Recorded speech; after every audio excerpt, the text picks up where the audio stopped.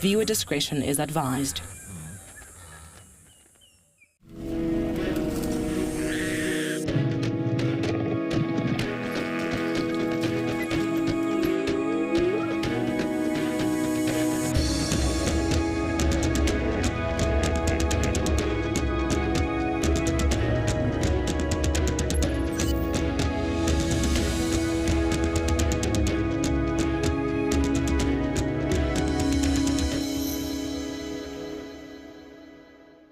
A very good morning to you all. It is in fact the very start of your sunrise bumble through the African bush. However, I don't think we're going to get a sunrise this morning. It is grey, it is gloomy, but luckily it's not that cold and it's also not that blustery or rainy. So although there's no sunrise, I am just overjoyed that it's not raining. I was very worried last night that it was going to rain and we would turn into human icicles, which is definitely not what we want. Good morning, my name is Lauren. Chet is with me on camera and I think we're going to get bumbling. This time in the morning is really important. It's really important to listen, smell, look and try and find some animals. So of course this is live, everyone, and interactive. So please do talk to us. Head over to WildEarth.tv, and as long as you've registered you can submit all your questions there and comments and discussions and anything that you want to chat to us all about. And who is us all? Well, you have myself and Cedric in Juma. We are the Juma team. Then you have Trishala down in Madikwe. We have Ralph in Amakala and Liam over in Pridelands. So it's a team of 5 in different locations across South Africa trying to show you the wonders of the bush. Trying being the key word. Sometimes we have good days, sometimes we have bad days. And yesterday was a very good day. We got to see hyenas mating, which was just something I honestly didn't expect to ever see. I was right next to the car and in front of a leopard. And then we got to see the little hyena cub that we've been waiting so long to see. It's a very brief visual, but brief is better than nothing at this stage. So I will visit the den today, of course, you guys already knew that. But I just want to, this is a perfect time in the morning to cover your own property. Kabuki! The grey sky cannot dampen your spirits. Probably because you're at home all nice and warm with a cup of tea, but yes, I love your energy. I'm only teasing. The grey skies will not dampen my spirits either. It could be a lot worse. The only thing with grey sky is it's actually really beautiful, Kabuki, but it's a lack of light. This plays havoc with your eyes. But otherwise, it's really not that cold. It's chilly, but it's not like yesterday. So we won't be complaining too much. And it's not windy. The wind yesterday was unbelievable. And it's not raining. It's just gloomy. A typical gloomy winter's morning out here. But we've been focusing so hard on the Rangers race, it feels weird now. Sam, good morning to you too, wherever you are in the world. I hope you're also warm and you also have a cup of tea or coffee. Possibly coffee. It's definitely the better option. But good morning. I feel like I still want to keep putting every single species that I see on air. But we're not competing anymore, so I won't do that. But I think I have already described what kind of morning we had today, but let's take a look at the weather across all locations.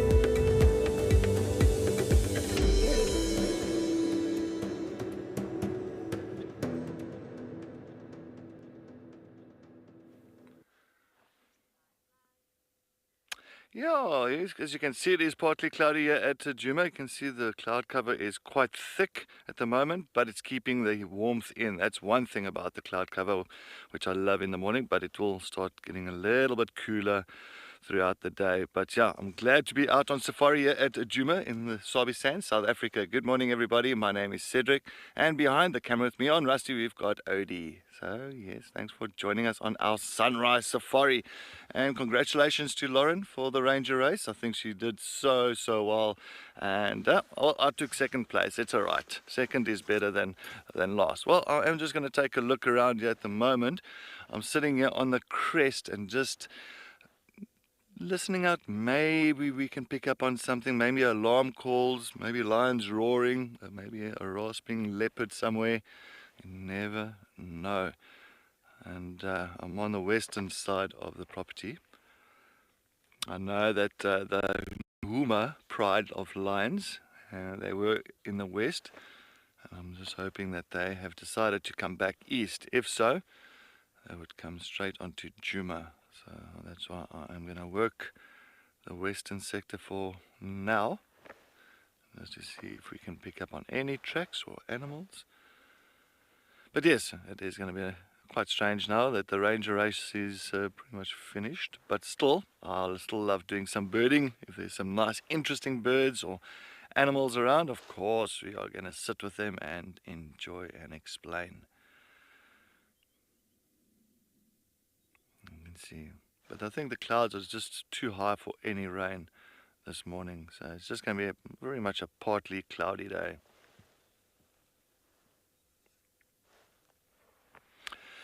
Layla, yes, any predator would do. I'm thinking that I'm going on the western sector here, Layla. I think what I'm going to do, going all the way down to Garrymain. I know that I had Marips, that beautiful young male leopard, this morning.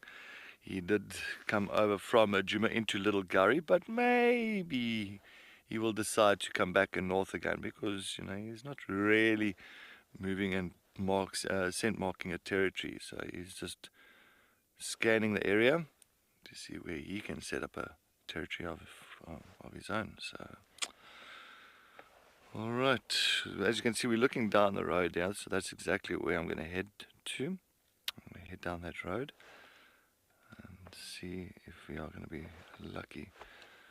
All right, let's do it. Well, the morning is still young and fresh. Let's go and look for some animals. But yeah, even well done to the other contestants as well for the Ranger race. I think they all did well. What a comeback by Ralph. What a comeback.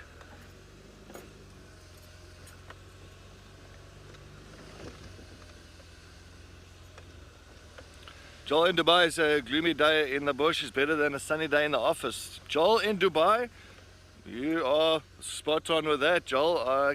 Even yesterday afternoon was really cold. It was windy, a bit of a drizzle, it was cold, but I still enjoyed every single minute just being out there. It's going to take quite a bit for me to hang up my shoes and yeah, call it quits on a safari. No ways.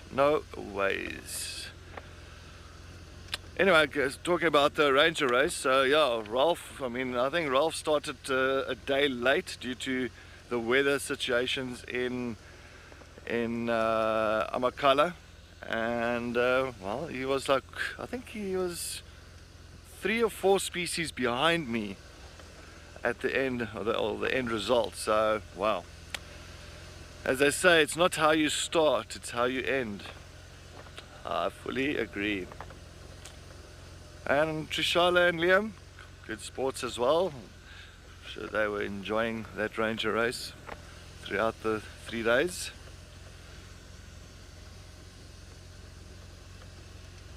But yeah, no, look, I know that Lauren, when she started with the Ranger race on day, from the first drive, she came out sprinting. She wanted to get as many species as possible. But good on her, and once again, congratulations.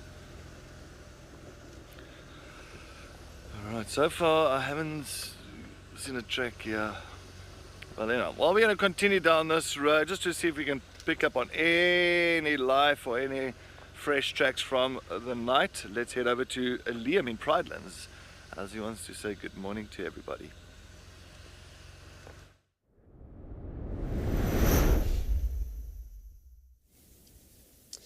Good morning, one and all, and a very happy hello from the team here live on location in Eco-Training's Pridelands outside the town of Hoedspruit.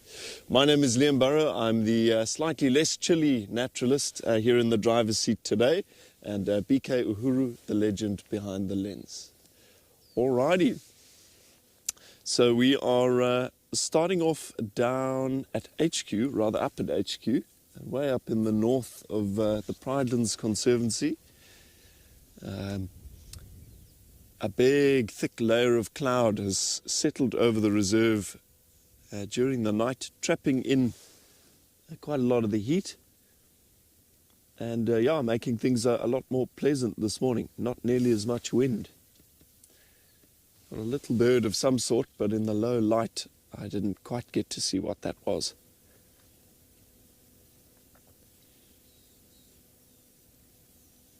Yeah, what a relief to not have that icy wind cutting through us as it was last night. And the good thing is, if BK and myself are feeling more comfortable, the wildlife is probably going to be feeling the same. So hopefully that translates to some nice activity.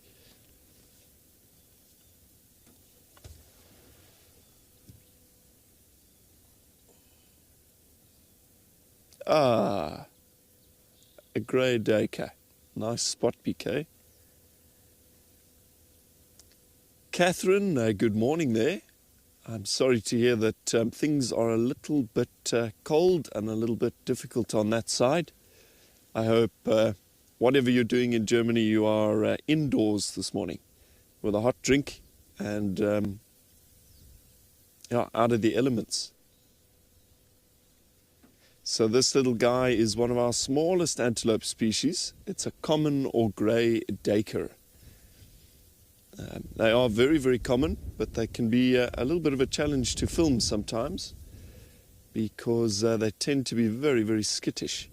They don't hang around for long. We usually just see them bounding across a road. And if you do find them sort of stopped like this, as soon as you switch off the engine, they go ducking into the vegetation. This is a ram, an adult male, and we can tell that by the presence of his horns. The females, like female impala, have no horns to speak of.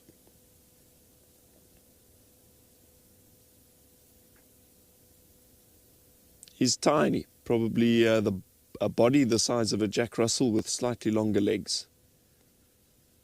Tiny wee thing.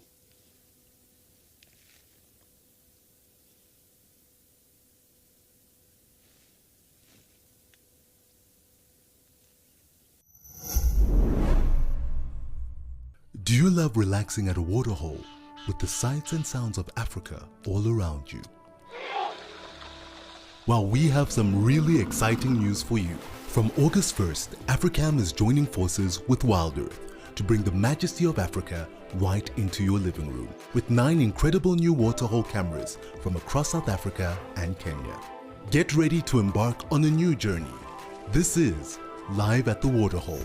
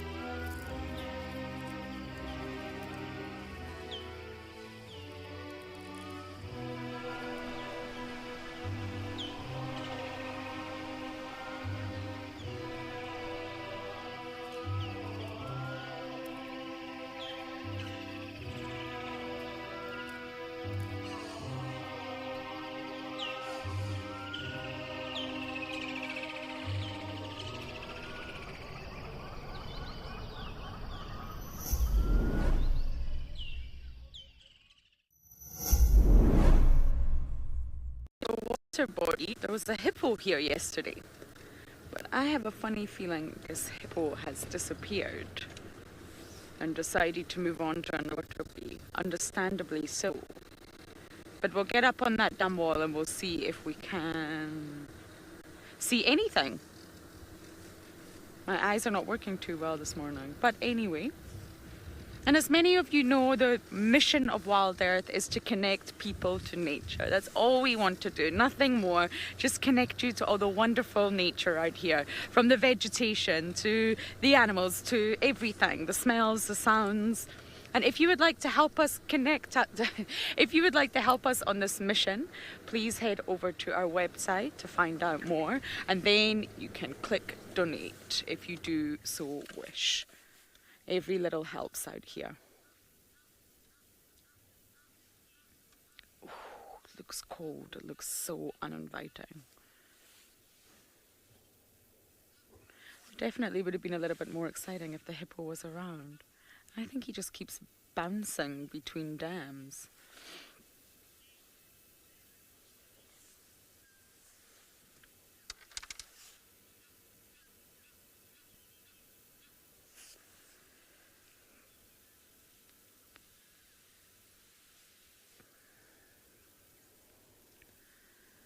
Twin Dams is deserted. Not even an Egyptian goose. Ah, I think that's a pied kingfisher over there, Kat. You see that little stump? Right at the other side of the dam. I need to get my binos out. Here we go, it is! You're just having a little bath. Oh. Wow, that's one way to wake up in the morning. I wish I could kind of do that. Instead, we drink coffee. Cedric mentioned you can see a malachite around Twin Dams. I've never seen one here, but I would really love to. I only ever see the pied kingfisher at this particular water body.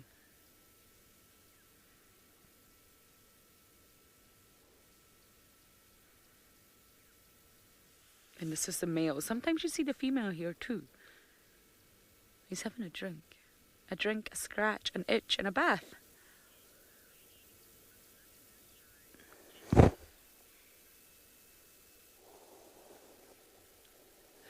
Jessie, you are loving this drive. All 15 minutes of it, and we are birding already. Well, happens to be the only animal I can find, but yes, it happens to be a great one. I loved pied kingfishers. Look at the markings. Look at their beak. Look at everything. Oh, I just love them. So I'm also happy, Jessie.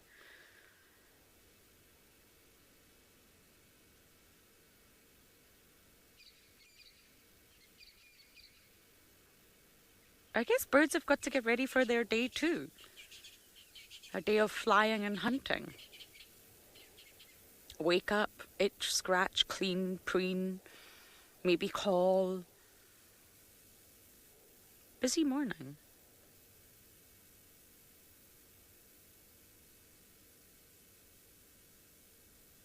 Shake your tail feathers.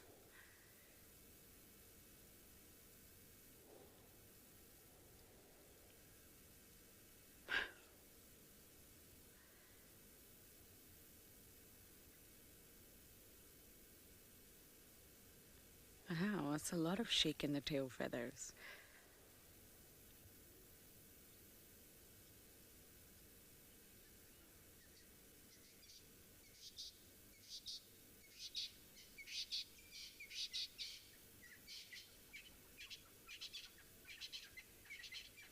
And I guess once we're ready, we go hunting for fish.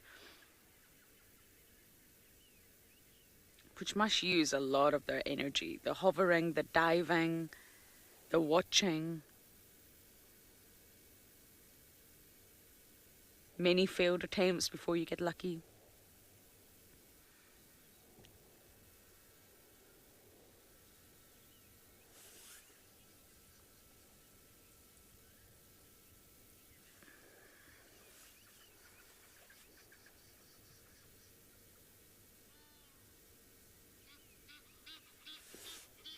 Kate, pied kingfisher are not classified as your standard water birds, but that is the sort of main bulk of their diet, fish. So of course they're always going to be around water, but they're not classified in that group of water birds like your storks and your herons with the long legs that are specially adapted to sort of wade through water.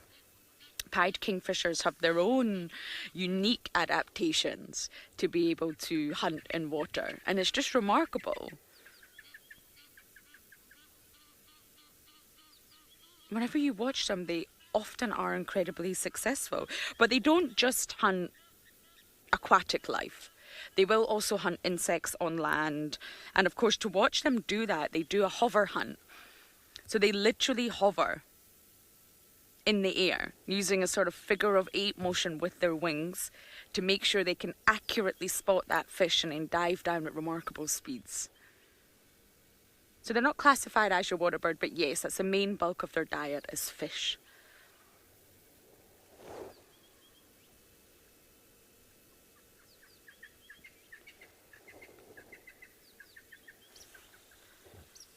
And off he goes.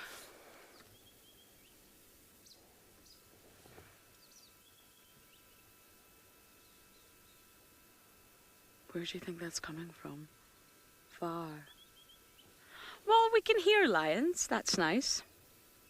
Doesn't sound like they're on Chuma, but at least we can hear them. Man, this hasn't been a lion stint. It's been a hyena stint for me.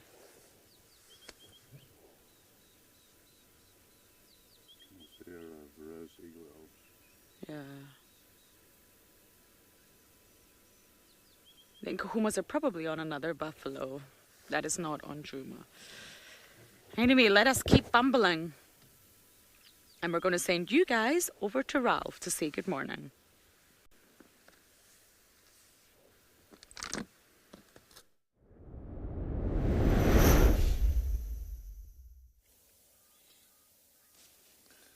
Hello everybody, good morning and welcome to the Amakhala Game Reserve down in the Eastern Cape province of South Africa, where it is in fact a lovely morning. The sky is open. We're here at God's Window overlooking the Bushman's River Basin, and what a beautiful view it is. My name is Ralph Kirsten, and on the camera I've got Morgan. Guten Morgen, and Guten Morgen to all of you once more.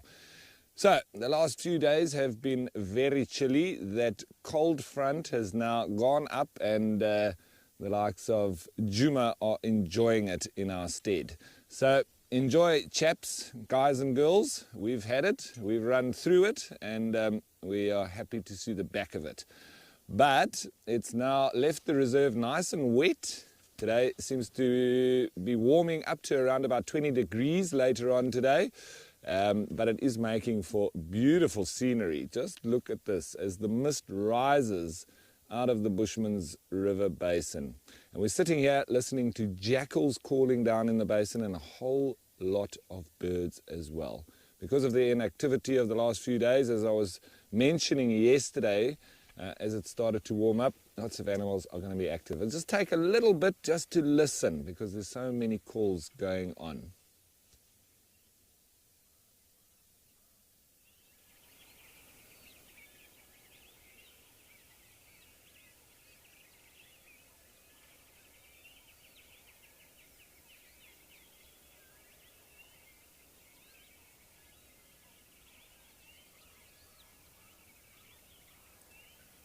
Of course, as always, it's Murphy's Law. As soon as I say the jackals are calling, let's have a listen, they stop calling. But as per usual, please don't forget that this is a live and interactive experience, and we'd love for you to send through your questions and your comments. Jump on board with us in the greatest and largest game drive in the world. And you can do this by jumping on the WildEarth website and registering. There's just an alarm call off to our left in the area where the lions have been spotted recently.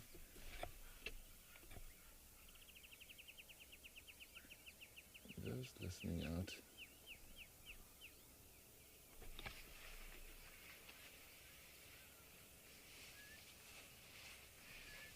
Lauren Bubble, I'm glad it's your favorite way to start the morning.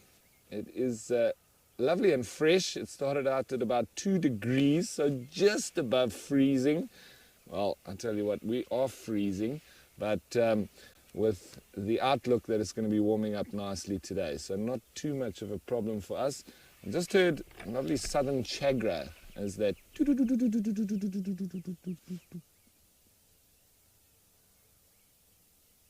Of course, the birds are all going to be out today, just after us having missed them yesterday. We did get quite a number of birds, but it was quite difficult for us. Yesterday was the only day that, well, the afternoon really was when we really started to pick up our species numbers. Because before that, everybody was just hunkering down behind bushes and trying to keep warm out of the wind, out of the wet. So I do expect there to be quite a bit of activity in the days coming.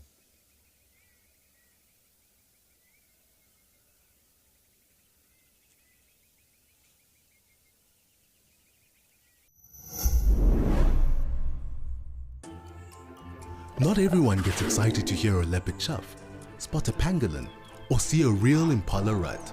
But if you are wild about the wild, you can become part of a community of like-minded nature lovers and share authentic wildlife experiences with the world. Join the Explorers Club and you will also enjoy the many benefits that come with it too. WildEarth Explorers, it's in your nature.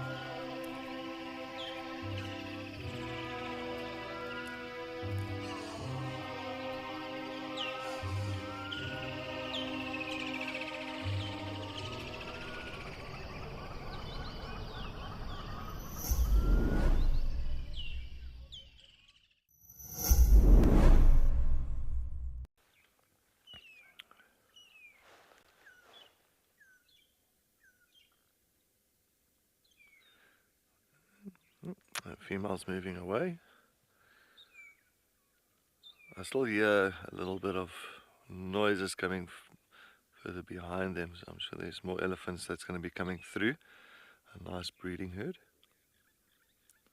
Still got the youngster that's still trying to grab some of the roots from the ground. Now and again. Yep, here comes another young one to the left, yeah. One or two there.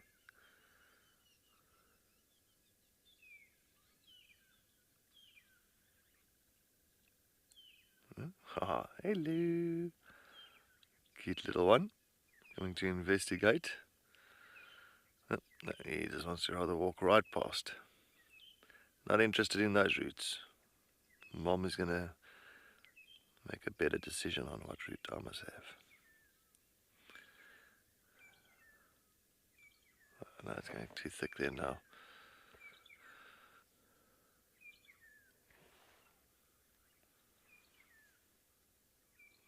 Oh, see it going down on its head. Yep. And of course, using the little tusks, or actually even putting the root in its mouth and then pulling that root right out of the ground.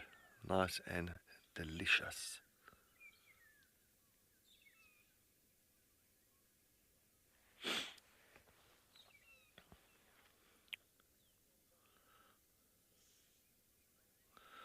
Nathan, 10 years old. Elephants prefer, look, they like cool weather like this. Lovely, lovely day. But as well, if it's a nice warm day, elephants love swimming. So if it's a very, very hot day, they'll go down to one of the dams in that, or even there are big river systems here in the Greater Kruger Park, and then they'll go into the water and go and cool themselves down that way. As well as using mud. So, on hot days, that's a good way to keep nice and cool. Trap the cool air in between the little cracks. Oh, look, he's going down again, grabbing the root with its mouth, I'm sure. You can pull it out. There we go. Mm-hmm.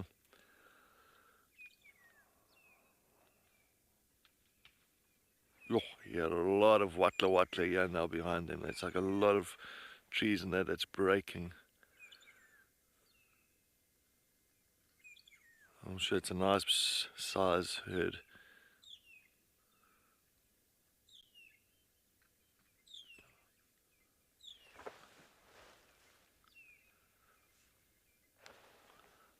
I want to go in, but it's just looking at the area, it's a little bit thick at one or two points here. I think we'll just remain here on the road for now.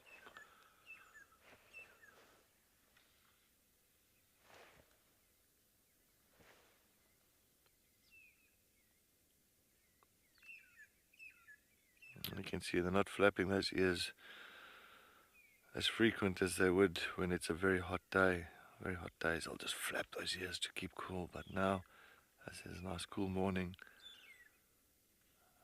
I don't have to do that. Oh, there's a whole tree that's going down there.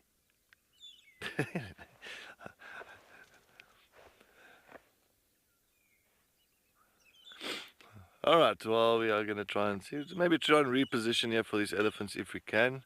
If not, I'm going to continue. But while we do that, let's head over to Lee Ham in Pridelands.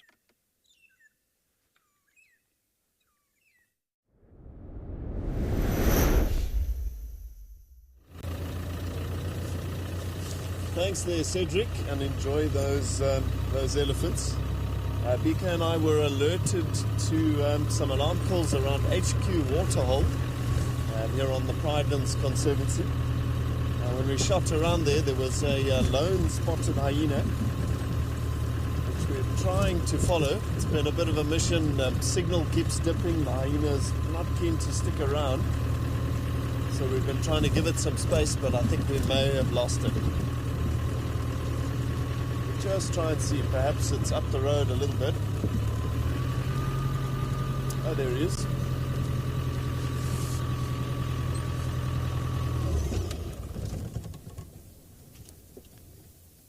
There's actually an active hyena den in the valley just south of us here, but unfortunately we've been in there now once or twice already, and there is no signal to speak of.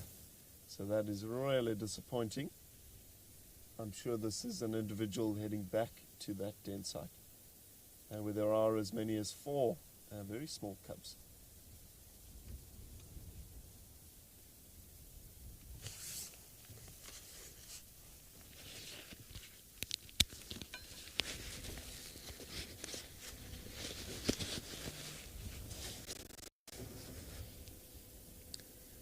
Yeah, this guy not super keen to hang around.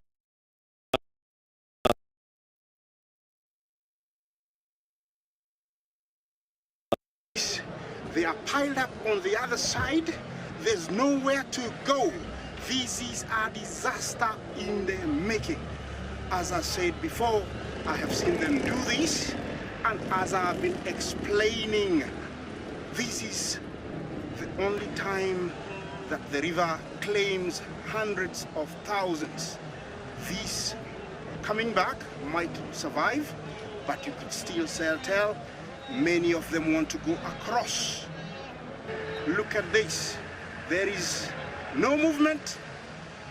The front is clogged.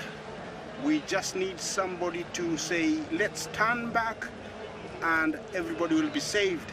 But you can tell nobody has gone across yet. Nobody has gone across, guys. They are still there. I'm sure a few have been trampled already. Sorry about that, everyone. You're back with us here in Djuma. I'm turning around. I was going to sing there, but it's way too early for that. We are going to head to the hyena den now, I think. It's just really important, the sort of protocols, or the etiquette we have in place in the Sabi Sand is check your own property first. Check it. And now there's only Cedric and I driving Djuma. There used to be Aubrey and Rickson and Fanotti and Mike. Now it is just Cedric and I. So it's really important that we also check for tracks, for movement, for signs, anything of where animals might be moving. If you just leave your property straight away and rush into another property to get a sighting, it's not deemed very appropriate. You're breaking etiquette. So I've just tried to cover some ground on our property, but not much is going on.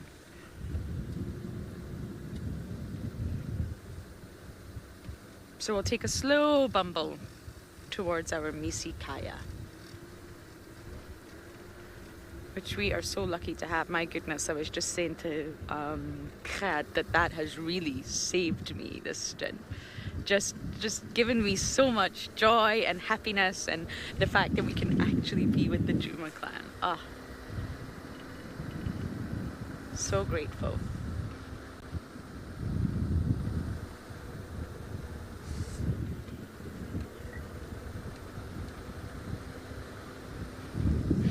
Ben, no. Djuma is tiny.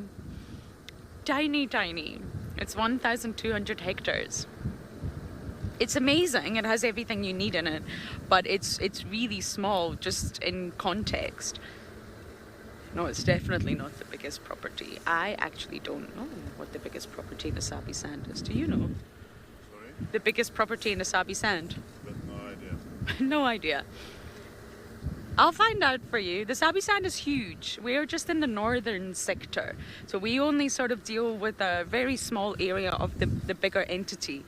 And no, Djuma's tiny. I mean, Chitwa's smaller. Chitwa's only 500 odd hectares. But such a productive property. If I had to choose to stay anywhere, I would choose to stay in Chitwa. Unbelievable the amount of stuff that happens on Chitwa for its size. You know, Djuma is really small. But it's still important to cover it all. It's still a big enough area to cover each morning.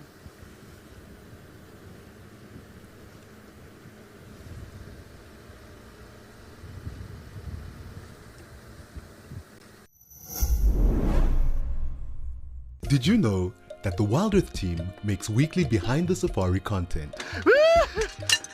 Would you like to get to know the WildEarth family better? See how we live. This is Igor's bedroom. Learn about our production process. And see the antics that happen off camera. Sign up to be an explorer and you will get access to all this content and more.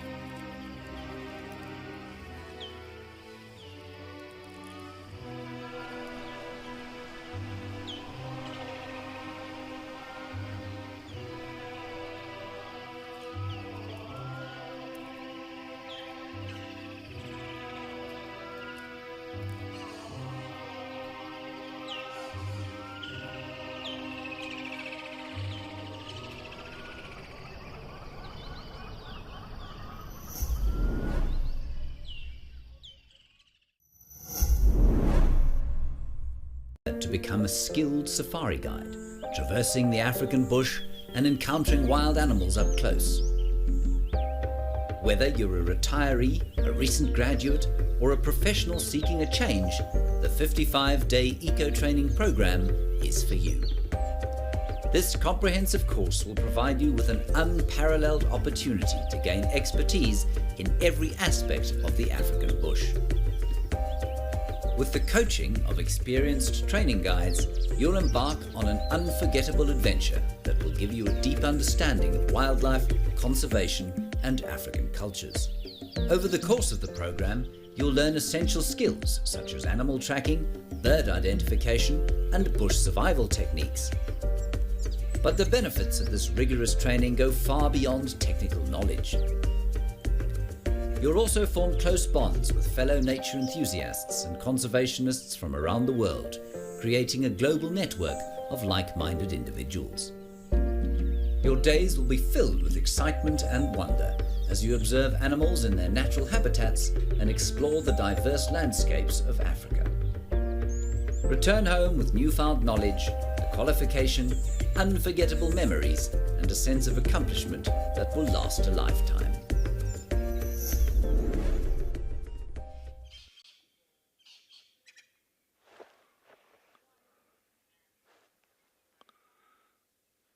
Well, nice is this. This is my favorite antelope, the Nyala. And you can see a young male that's moving away now, slowly but surely starting to transform into that beautiful dark chocolate color. So his color is now changing nicely.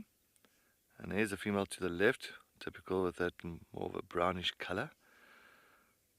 But aren't they beautiful? Nyala. Oh, those nice lines. Stripes, like little white stripes coming down on the flank. Hello, morning girl. I'm just taking notice of us. Oh, that young male, not too old, maybe like a 2-year-old. Of course, starting to change to those beautiful colors. But aren't they beautiful? Look how fluffy he is. The nice hair that's pretty much running all the way down the back of his leg, under his belly, on his spine. And I love it when they erect those hairs up. Philo erectus. I saw a fantastic clip the other day with a Nyala bull where he was actually chased outside. He was first in the water and he got away from a crocodile. And then he ran onto the dam wall and there was a lion waiting for that male Nyala.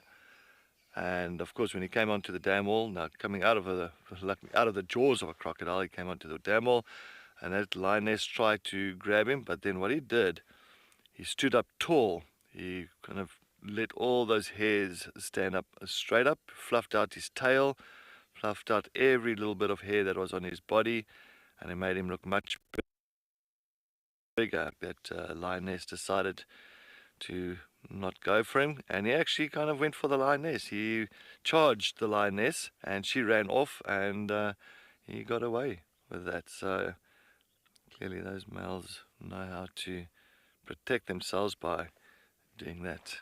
Amazing. Alright, now they're all gone. All gone. All gone. Alrighty then. Let's continue moving. I'm going north. I'm heading north. I'm heading towards the northern boundary. I'm going to go take a look. I've got an update about the Nkwahuma Pride of Lions, the Nkwahumas. They have gone south into Londolozi. So they've gone far south from Djuma. So yeah. Clearly we're not going to have them on the property unless we get the 4 young males that we had the other day. They might have come back this side. So we are going to go towards Buffelshoek Dam, the northeastern corner, work the northern boundaries. We had the herd of buffaloes there yesterday as well. So we're going to just take a look and see if anything has popped into Djuma during the night. Alright, we are on a road called Nyala South at the moment. But it's so fresh with a little bit of a drizzle during the night time. It's really kind of enhanced the smells. Oh, it's so beautiful with my lovely blocked nose. I try to take in a deep breath there, but clearly my nose is a little bit blocked. But yeah, but it is still beautiful. I can still smell, but yeah, but it's nice and fresh. That's the main thing. It's lovely, lovely, lovely, lovely.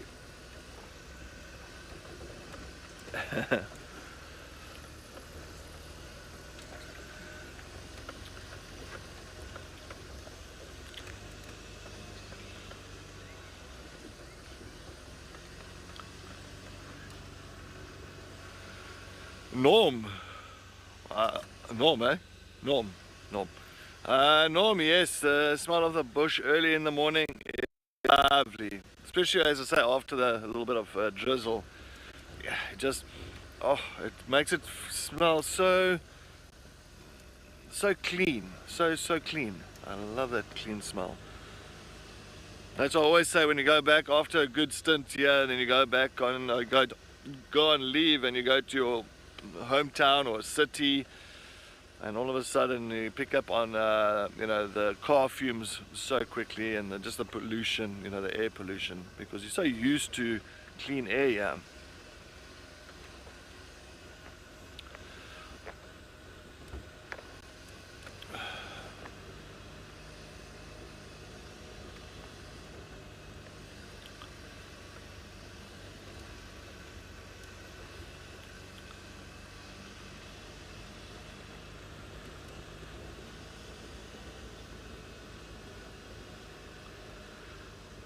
Nancy, Nancy, it's nice having you on board with me once again. The other day with the private safari was fantastic, Nancy. Yes, indeed.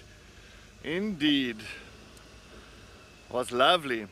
Well, let's see if we can find some nice things again this morning. As I said, I am going to head up that side. I'm going to go and look around for any potential predator or some nice sightings. But it just seemed like the western area of Djuma was very quiet, not even a single track of anything around there. So that's why I left that area. I don't want to work too long in an area that hasn't got potential for the morning. But let's go take a look at the north. I've got a feeling the north is going to be a winner. Winner chicken dinner.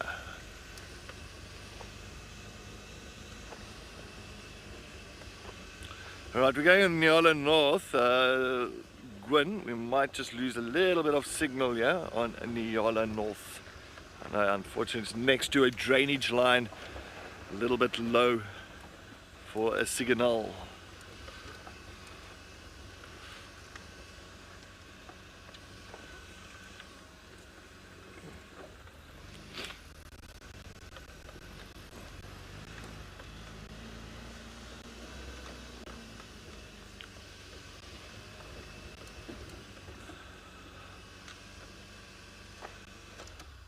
Alright, we just got to go stationary quickly. I'm just going to go and take a look what we can see here. Oh, where's my binocs? Alright, well, we're going to try and get to Buffelshoek Dam. Let's head over to Trish in Madikwe, as she wants to say good morning to everybody.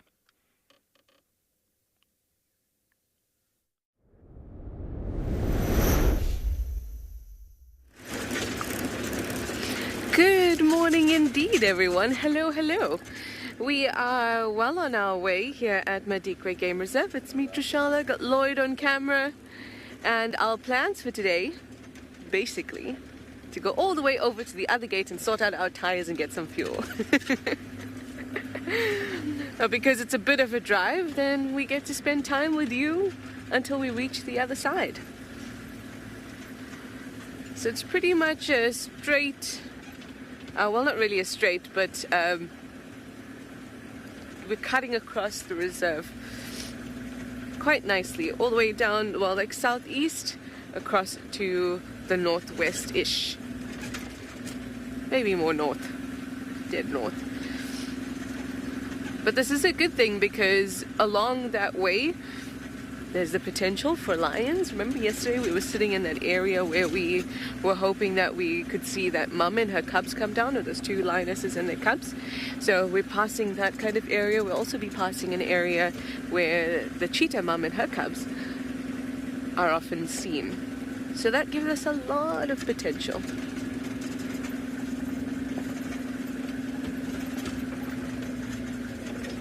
Unfortunately, I can't hear Gwyn, our director, but I'm sure she'll figure something out, and until then we can just keep chatting. So far we've seen a giraffe that obviously did not want to be filmed this morning, but we are hoping to see a few more of those. Oh, we have a nice grey go-away bird to say hello and good morning to all of you. Let's see if I can just do this. How's that, Lloyd? Good. There we go. Good morning, grey go-away bird. How's it going?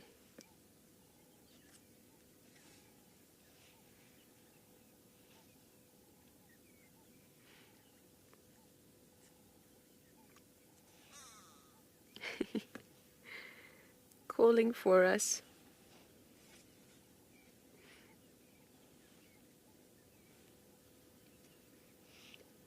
And off it goes. Obviously, I mean, it was probably sitting there for how long? I'm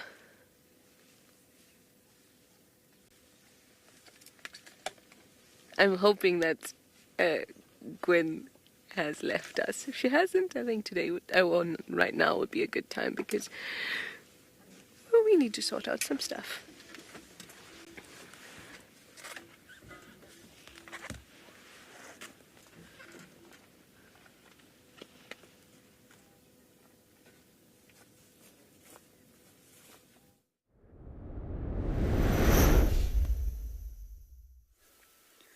We have an active Dane. Junebug is annoying somebody. I'm not sure if it isn't Tima. I can't get a good enough look from here.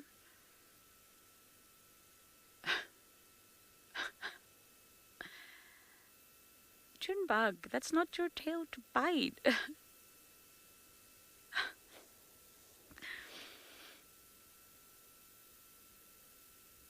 Not everyone wants to play.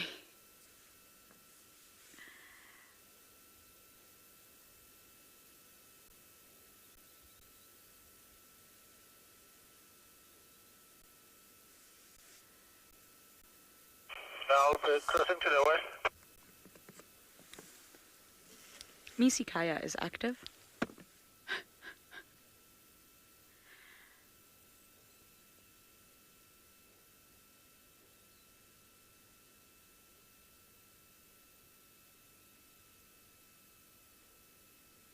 This is so cute.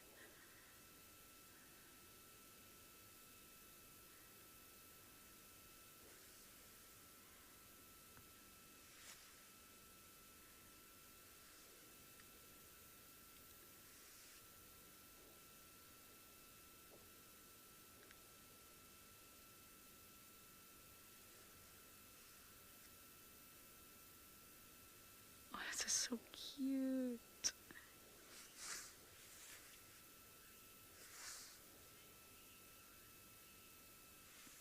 Lee, you adore hyenas now. Well, I am glad to hear that. Really glad to hear that. I mean, how can you not? Look at this.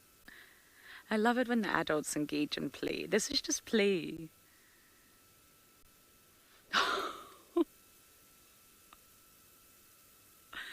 They use their mouth, just like dogs use their mouth when they're playing with you.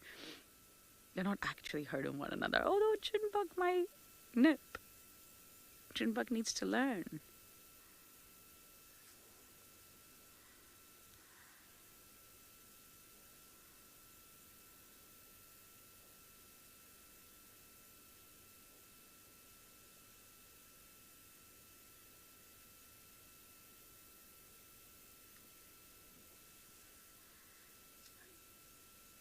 They smell a bit damp.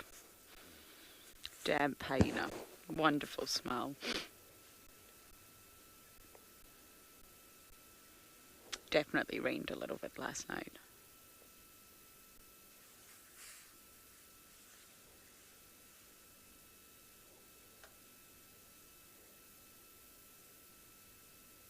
And it's really important for Junebug to spend time with other adults and not just June. Learn the clan, learn their scents. Maybe not their vocalizations at this stage.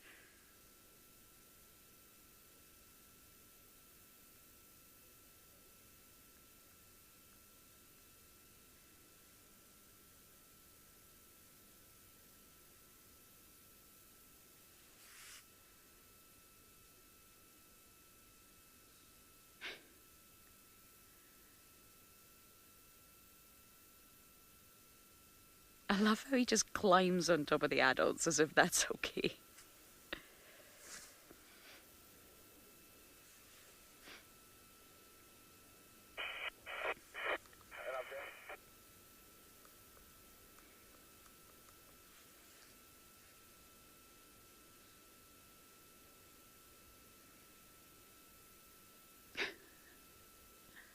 And remember, a social unit's got to engage. Adults have got to engage with all the youngsters.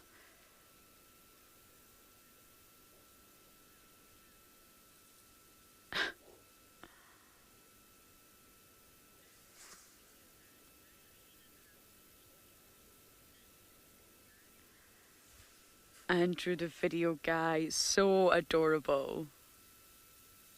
So unbelievably adorable.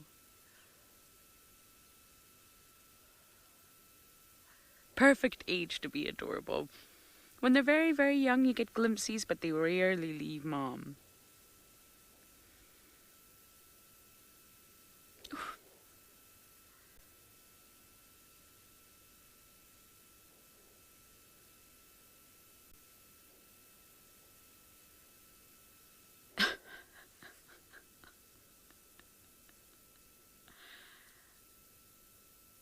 I don't quite know what is going on here, but it's very entertaining.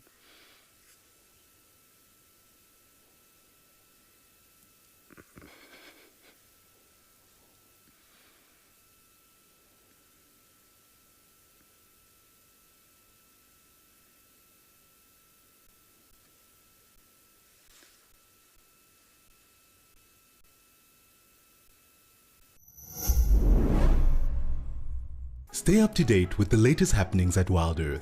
Discover what goes on behind the scenes and get a weekly recap of the best moments on the channel. He's got it! And he's straight up a tree! Sign up to be an explorer and receive our newsletter written just for you and sent straight to your inbox every week. WildEarth Explorers, a club for people who are passionate about nature. Thank you for joining us and have a fantastic morning.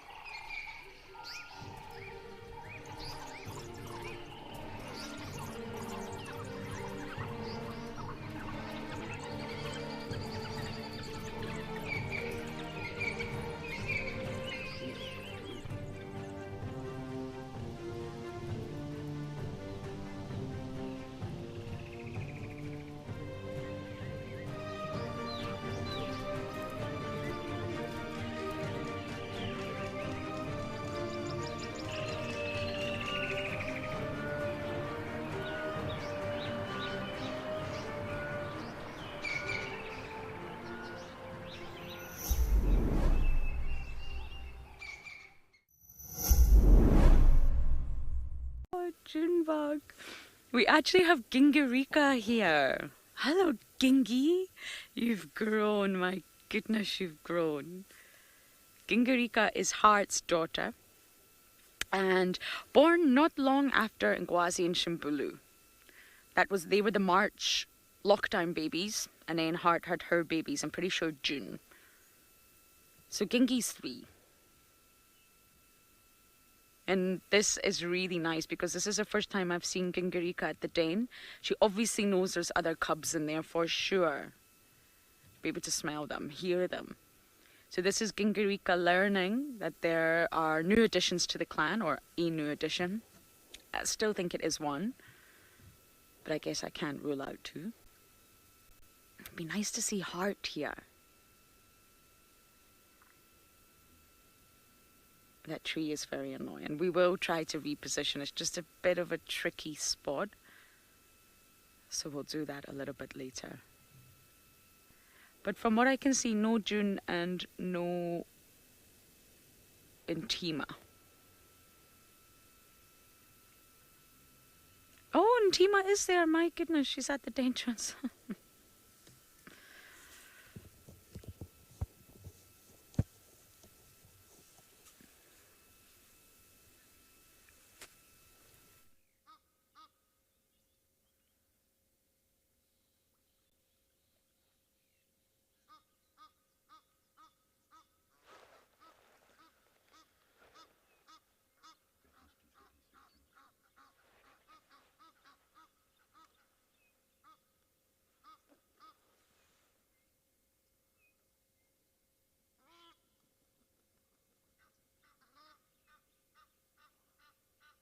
Oh, I've got a pied kingfisher.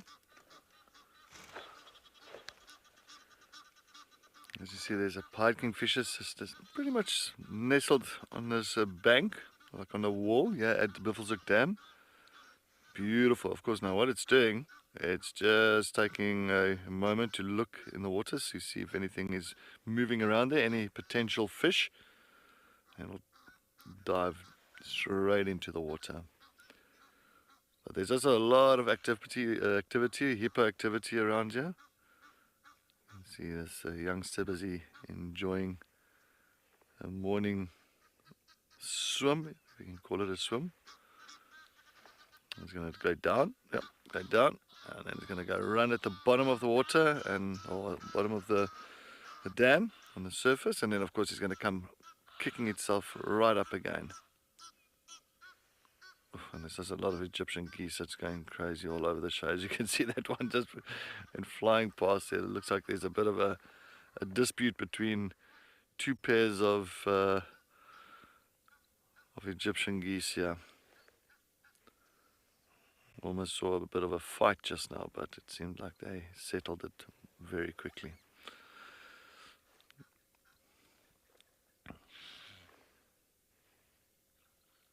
Loads of hippos here this morning. 1, 2, 3, 4, 5, 6, and there's some further down as well, that side. So maybe about 8, 9 hippos in Buffelshoek Dam this morning. How nice is this?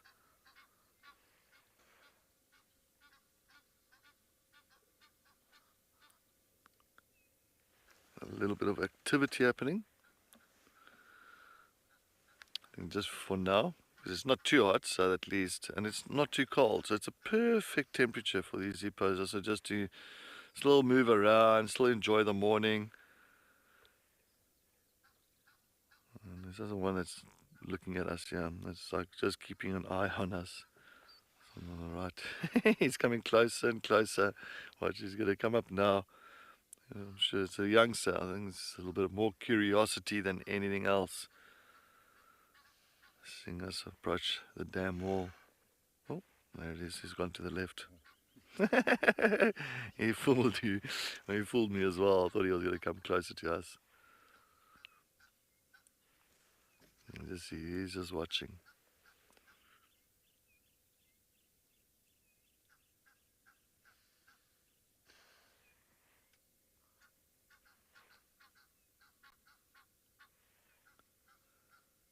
Yes, I see you.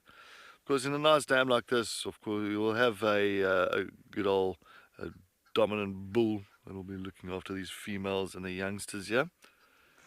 Oh, look at that. That is breached. A nice Odie. And the one just breached there.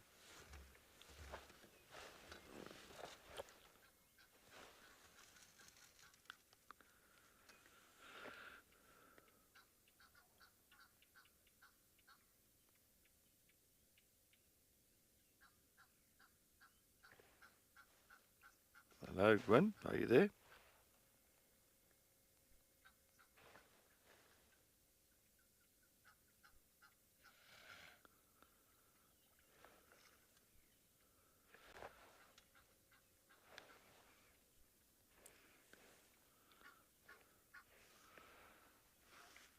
I went underneath again.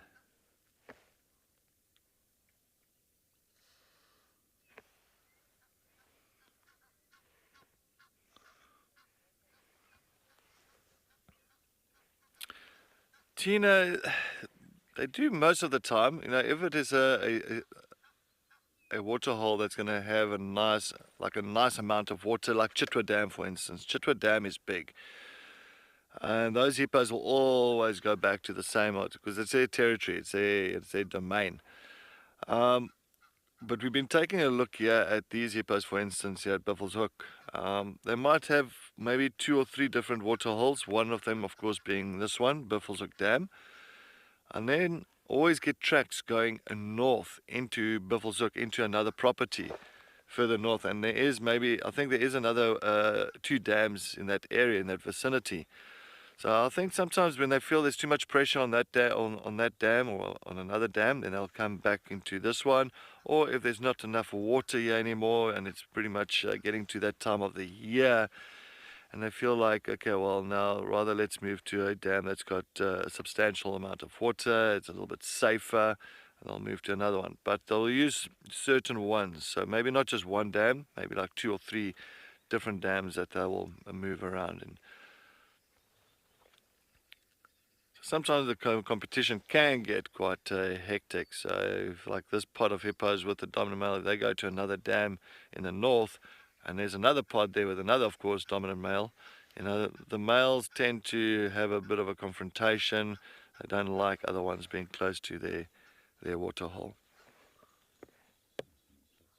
There's another one's coming, very curious, this youngster.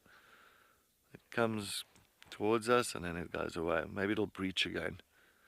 Maybe it'll come shooting out of the water.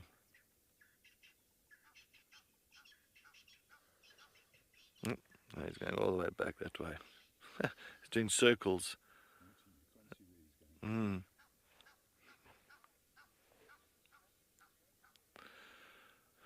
Alright, well, we're going to sit here and just listen out a little bit around this area at Buffels Hook Dam, and let's head over to Lauren, as she's still got June and a little one.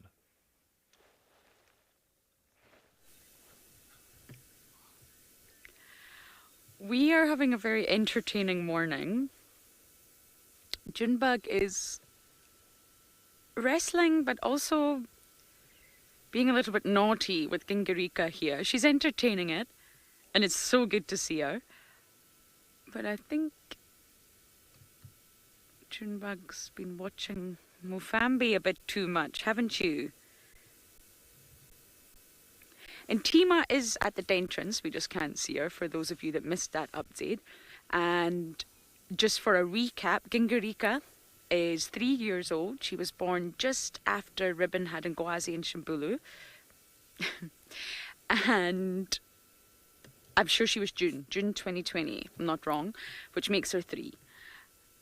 She's Hart's daughter, so pretty high-ranked female here. And it's really nice to have her around today. And she's been sniffing away at Intima. She knows there is a cub inside. She's very much aware that the clan is expanding. I just would like to see your mother here, Gingy. Still perfect ears almost.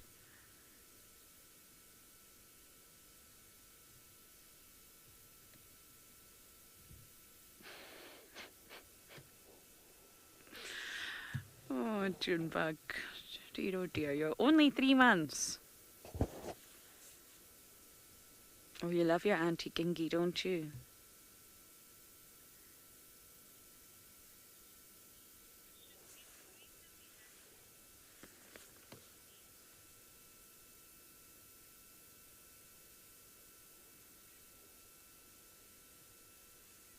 He's doing all sorts of things this morning. Mr. Junebug.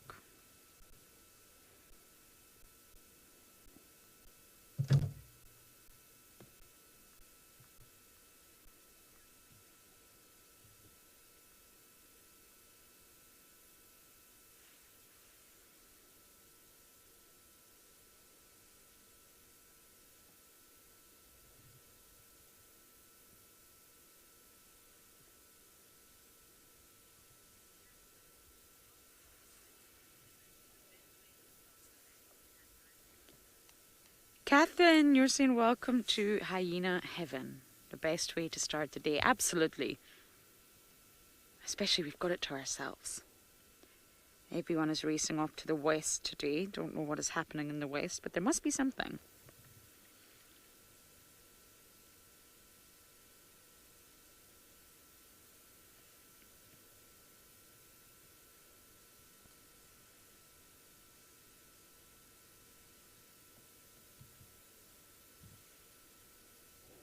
He's just so cute. I can't get over this cuteness. I haven't seen Gingerica's mom hard at the den. Seen her, but not seen her here.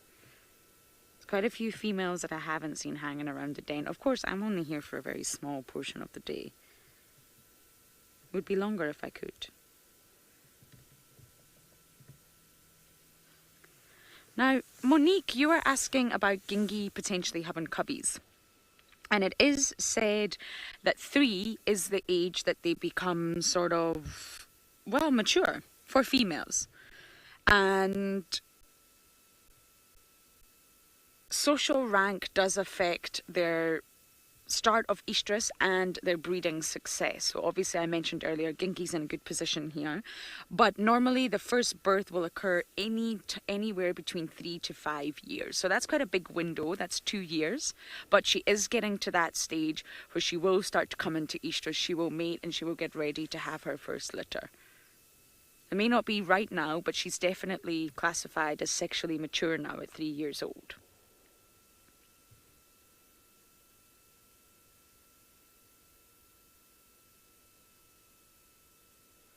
And the gestation period is about 110 days, give or take.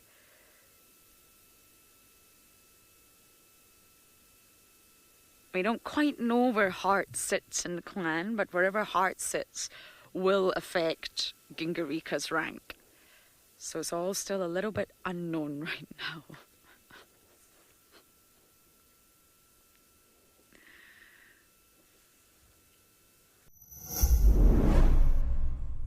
Chatting around a fire is an ancient practice that has connected humanity for centuries, and we want to keep it alive in our modern age.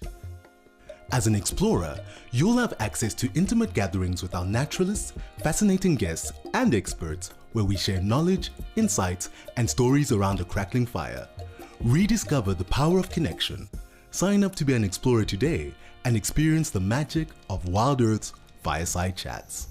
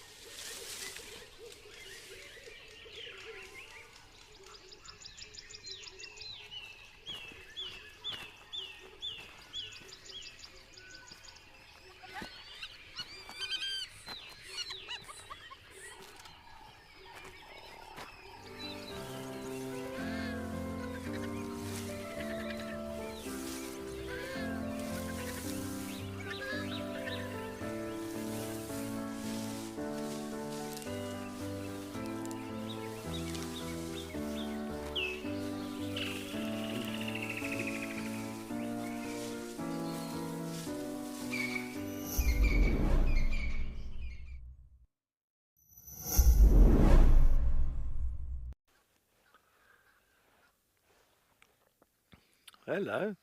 Yes, he's still watching us. Oh, he's going down. I most probably he's going to do another circle. It's actually quite funny watching this one. But now there's two involved, so there's two youngsters that's going to be having a bit of a playtime here.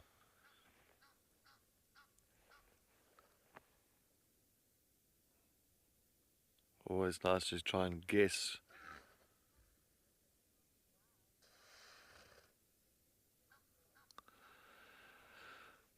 Leopard girl, yes, it's showing off. It's like, look at me, I can swim, I can do circles, I can enjoy my morning with a bit of a game or two.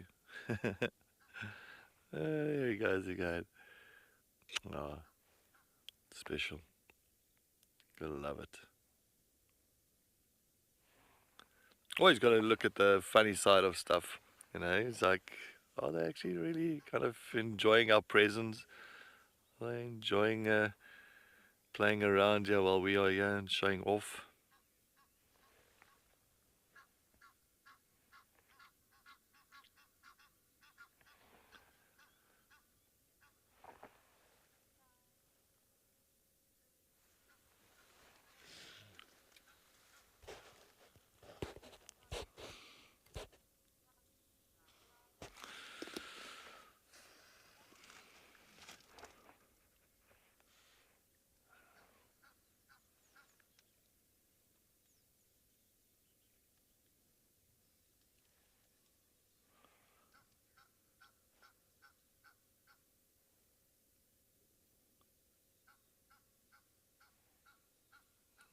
Still looking at us, eh? Yes. His ears are pointed forward, eyes are focused. Oh, down it goes.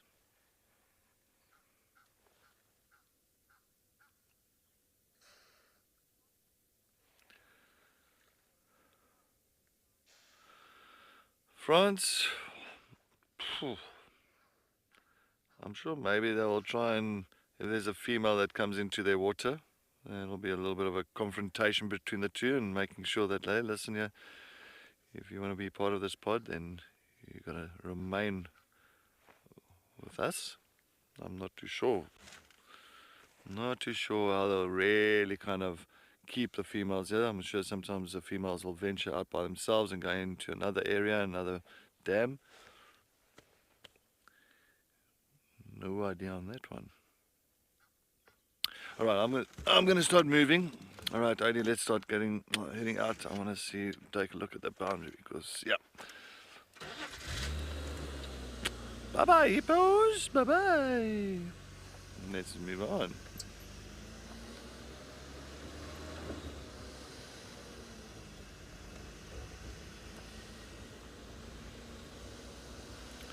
Still a little bit fresh, but it's very nice.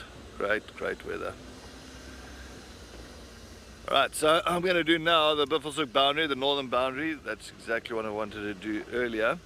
The main thing is to see if those buffaloes did not come back into Djuma, see if nothing has followed them on the side. If they have returned, let's go and have a squiz.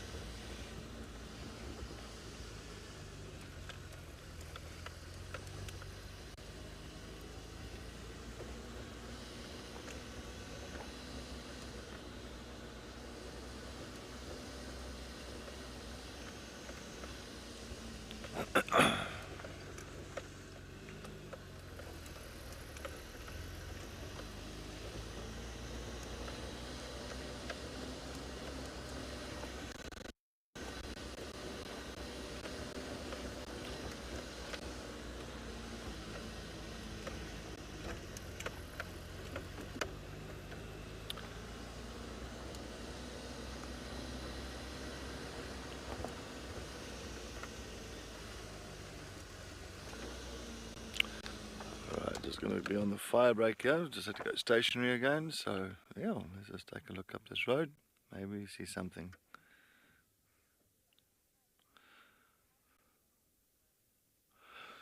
Right, well, we're going to continue on the boundary. Let's head over to Liam in Pridelands to see what's happening on his safari.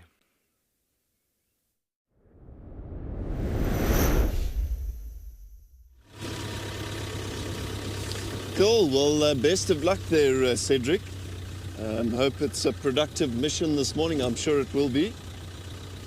We are facing some slightly challenging signal difficulties here on Pridelands. My understanding is that our signal comes from a radio antenna up on the top of Mariepskop, the highest point on the sort of northernmost piece of the Drakensberg mountain range behind us.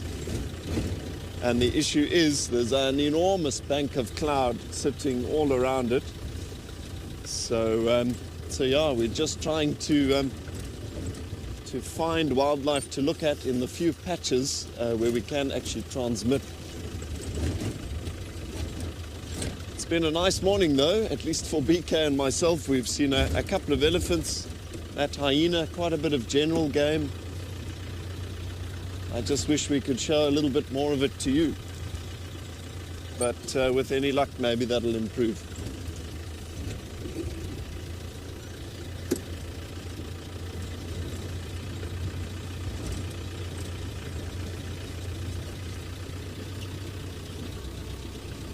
The wind has picked up a little bit. It's awfully chilly.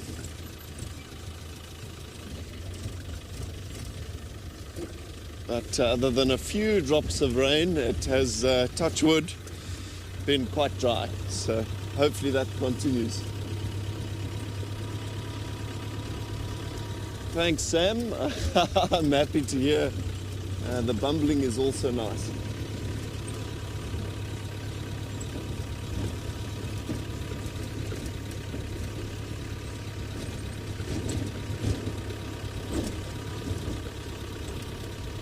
Yeah, the eco-training students went off on their own bumble. They've gone a little bit further east into the reserve,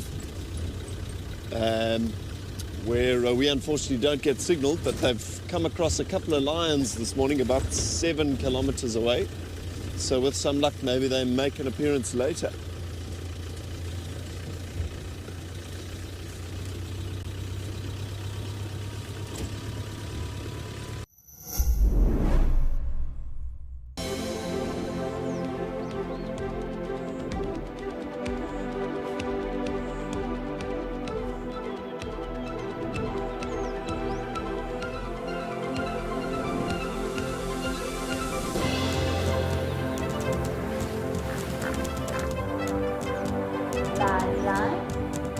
Those sounds just go straight through you.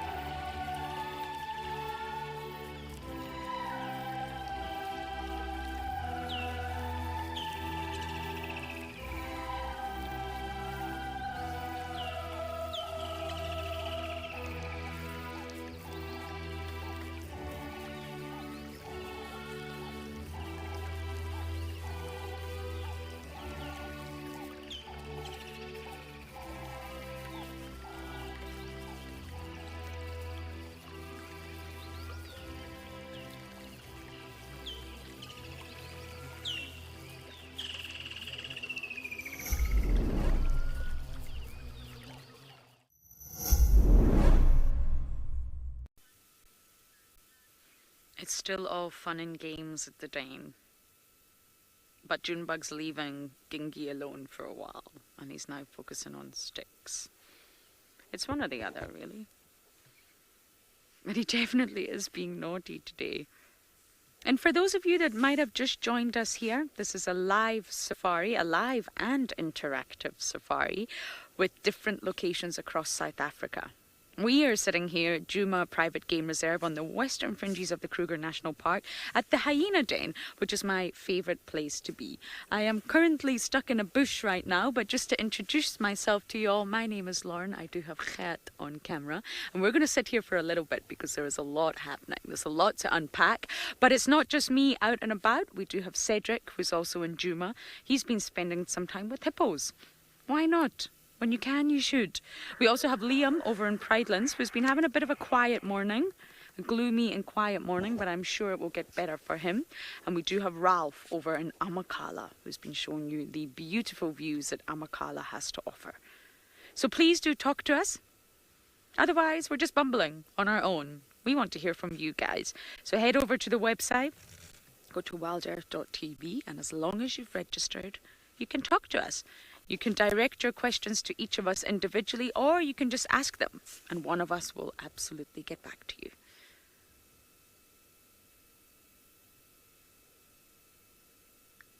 And just to give you some context, there is a new mother in that den, but she's completely invisible to us right now. You cannot see her at all. We saw her head briefly when Gingarika went to greet her, but she's there.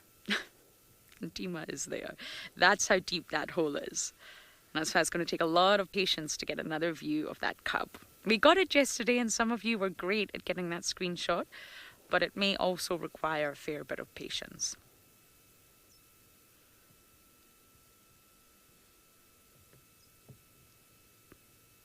Still no sign of Ribbon and Tima's mom. One day.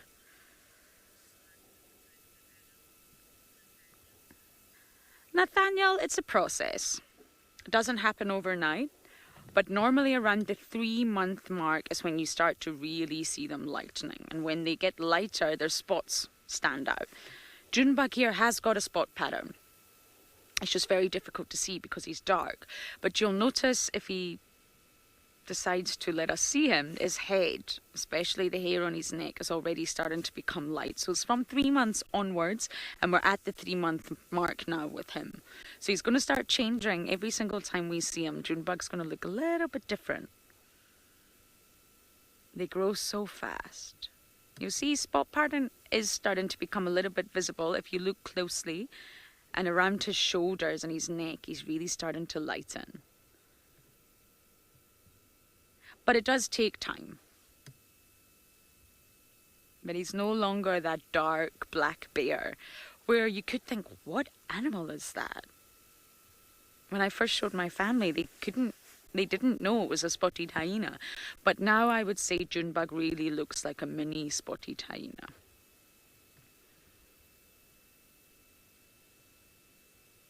A mini version. Isn't that right, Junebug? He's still not onto the tires yet.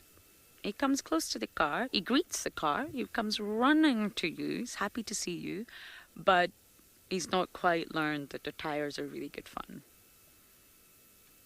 But trust me, that will change. I remember going to the North Clan Den in the Masai Mara, and my goodness, you've got about 15 cubs under your car, and all you can hear is clunk, bang, yank. The car's shaking.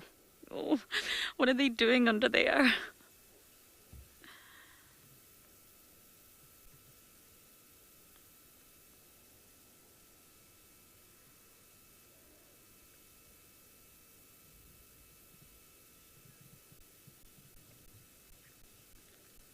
Oh, stuck in bed, yes.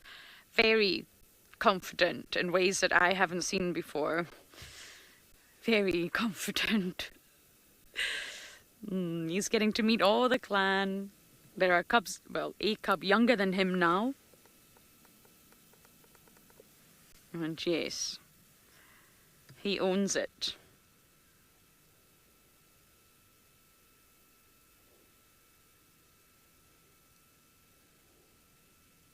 And it's just nice to see other adults around. Of course, we love spending time with Junin and Tima, but it's nice to see Gingi or Ndebele, Swaz, Corks. You want to see them all interact with one another. They're not separate entities, they are a clan.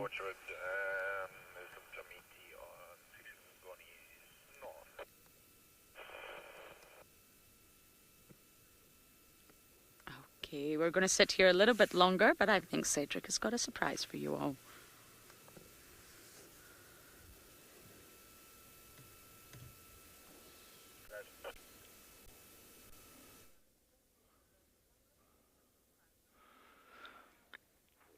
Look, we've got the S8 male. Can you believe our... Oh.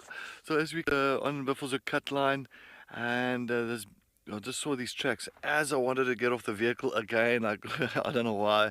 I thought because they looked so fresh, and as I looked up, here's this beautiful male lion lying on the fire break. The S8 male. Oh, isn't he but gorgeous? So yeah, he is looking south. I'm not too sure. Now and again you can see picking up his nose, sniffing the air, listening to what's happening south of us. And you can just see he's just very much focused.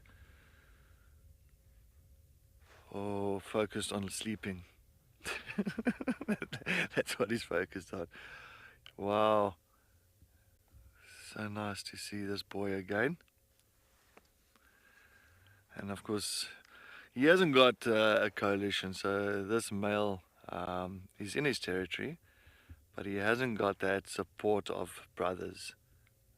And most times he's spending with a pride called the Telemati breakaways, which we haven't seen for quite some time. That's a female with 5 youngsters, so he's got 5 young ones. That's with that pride. But never know. Maybe the rest of the pride might have moved further south here, because that's why he's coming this way. I'm not too sure, but we will follow up on that. Yes, indeed.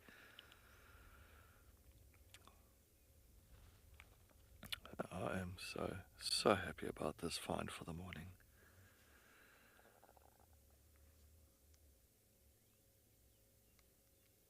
As you can see, he's not going to be moving too much for now. It is still quite a cool morning, but still for a male lion like this now, he might rest here for a little bit unless he picks up on something that he wants to go and investigate on.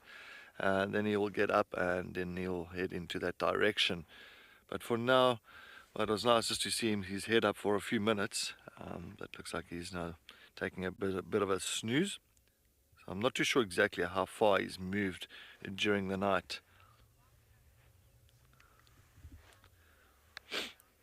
Michelle, yes, he is looking in good condition, very good condition. So he hasn't got an issue with any, I'm going to say, body physiques that's kind of deteriorating at all. He is looking mighty fine. So yeah, it's still good to see him again. I don't know when last I've seen him personally.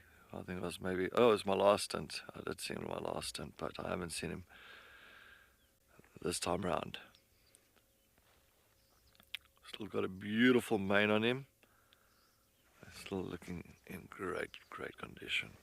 It would be nice to see if that Telemati breakaway female with the 5 youngsters would have been here with him. It would have been fantastic, because we haven't seen that pride for quite some time.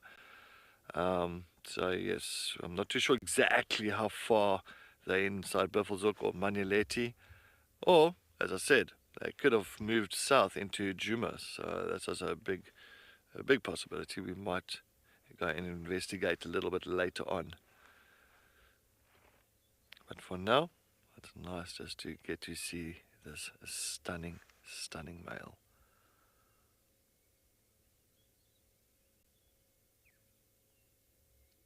And resting, taking a little bit of time off for now.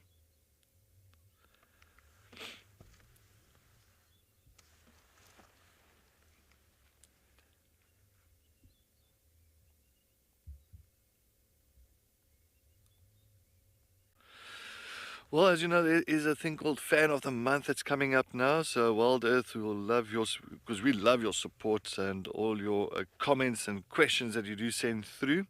And we want to acknowledge our biggest fans for WildEarth. We will be posting a question once a week to our viewers, to everybody out there, based on the happenings of each week during our drive. So I'll post a question once a week on something that's happening, or something that did happen during the last week.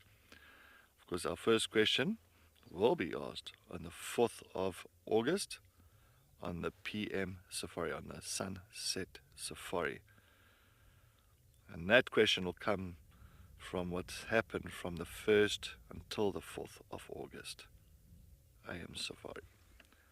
So please stay tuned and do not miss out on Fan of the Month. And I've already kind of worked out what question I'm sending through. Yes.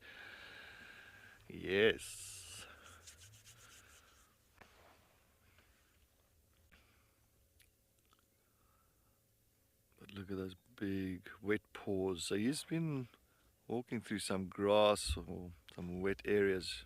Well, it has been drizzling during the night, so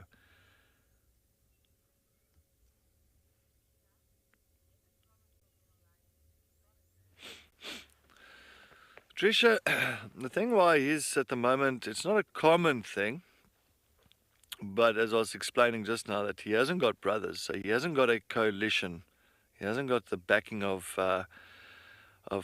brothers in arms. So he is a single male that's controlling an area, like just on the northern side of Djuma, and as well inside Buffelshoek towards Manileti side, that's north of this property. So he's got an area that he's patrolling. They are very territorial.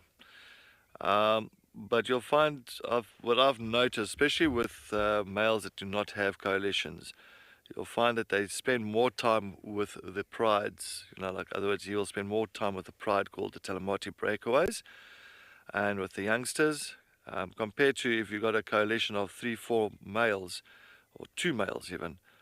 Many times you'll find they'll break away from the prides. They won't spend too much time with them, and they will do their own patrolling. Because if you've got more boys, more, how can I say, members in that coalition, your territory expands quite a bit. Sometimes you can have 3-4 female prides. In other words, a pride is, of course, a family unit. So you'll have 3 or 4 female prides in that coalition's territory. But because he's a single male, he hasn't got that backing from anybody else, so he'll tend to maybe have just one pride. Sometimes they'll have a second pride in his territory, but most time, if it's a single male, they'll tend to just stick to the one pride. And I mean, I've seen it with, as I said, I've seen it with the Ottawa male, I've seen it with the golf course male. So there's a few males that's just been by themselves and just controlling a pride itself. So yeah. But they'll move away, like this now, for instance. He is away from the pride. Maybe you heard something further south here. He needs to go and investigate. Maybe you heard other male lions calling here close to his territory. Well, he has to protect his youngsters. He has to come in and investigate. He has to patrol his territory. He can't just leave it unattended. Because if he does that, all of a sudden you get new males coming into his area, his offspring is going to be at risk then.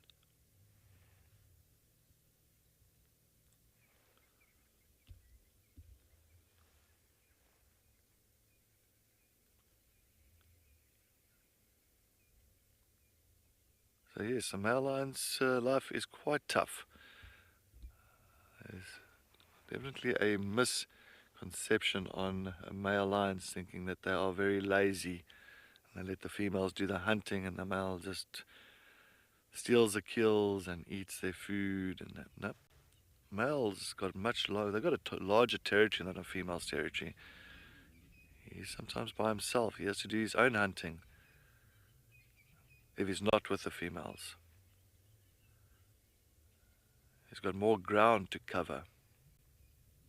The fights are more vicious. So we've got no new nomadic males coming into the area, and it's 2-3 males. Well, he has to defend.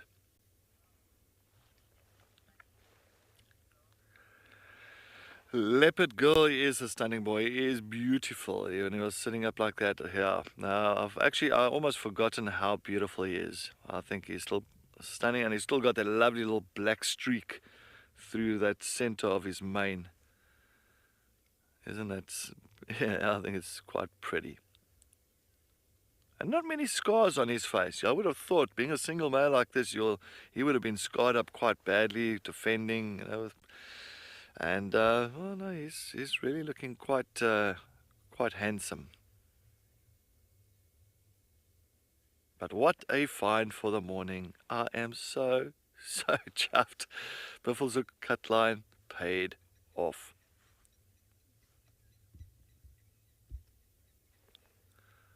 If you actually want to know, if you know the property, and I know a lot of you like to know exactly their location, exact location.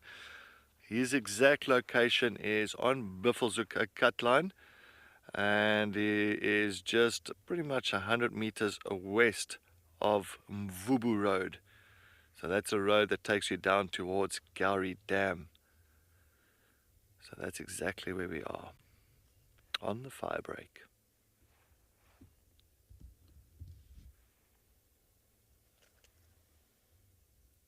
Boom shakalaka.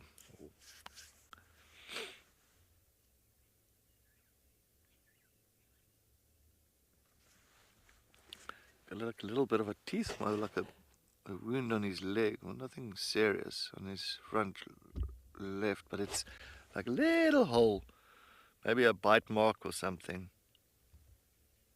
A little bit of blood there, but nothing serious. That's minute. Could even been a tick. No, not a tick really. That's a little bit too big.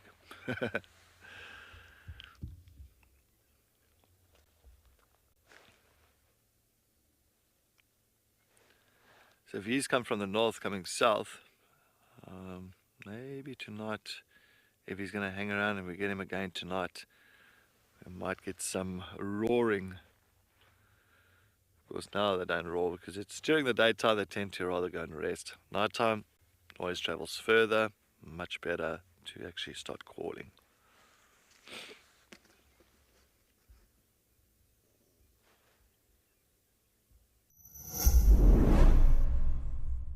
Do you love relaxing at a waterhole with the sights and sounds of Africa all around you? Well, we have some really exciting news for you. From August 1st, Africam is joining forces with WildEarth to bring the majesty of Africa right into your living room with 9 incredible new waterhole cameras from across South Africa and Kenya. Get ready to embark on a new journey. This is Live at the Waterhole.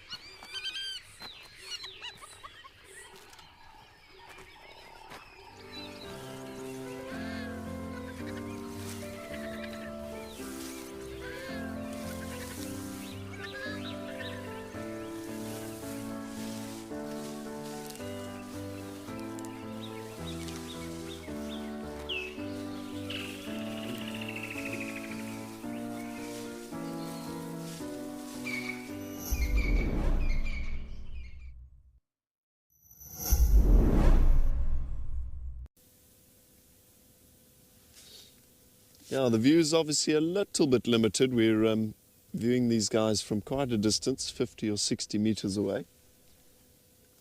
With the wind as kind of gusty as it is, we don't really want to do too much off-roading in there. And the area is also fairly sodic. It's lots of bare soil. I wonder, yeah, I'd say buffalo are not too fussed by the oxpeckers. They're pretty much ever present. They're always around. I think they get a bit irritated when the oxpeckers go around the eyes or start picking the nose and stuff like that. But otherwise, they're fairly tolerant. Let's try and pull forward just a length here. Maybe we get another view of them. As I say, the area to my right here is very, very sodic. That is notoriously sensitive soil, and under no circumstances will we drive on that. That's part of our guiding ethos. More principles that are trained here at Eco Training.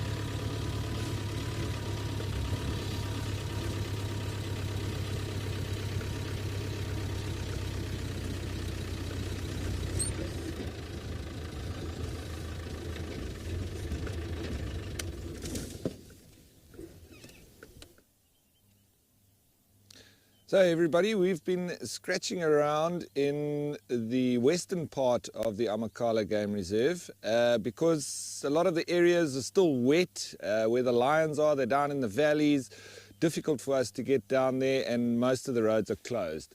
So we came to the western side in the hopes of maybe picking up on where some of the elephants are, and we know that the three amigo cheetah have been moving around here.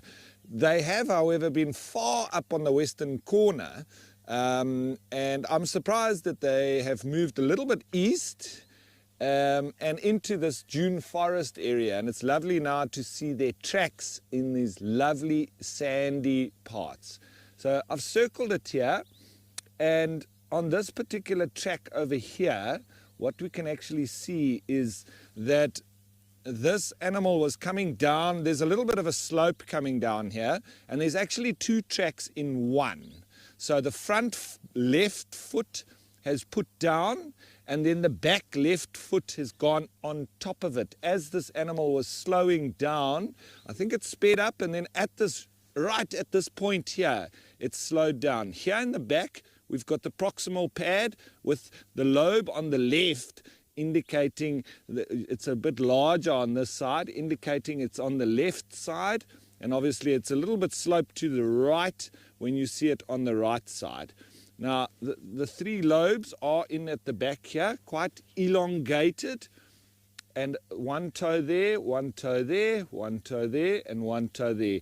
We can also see the claws that have imprinted in the front as well. Now, as I say, this is coming down a little bit, so it has imprinted and pushed forward, making the track look slightly bigger than you would normally expect.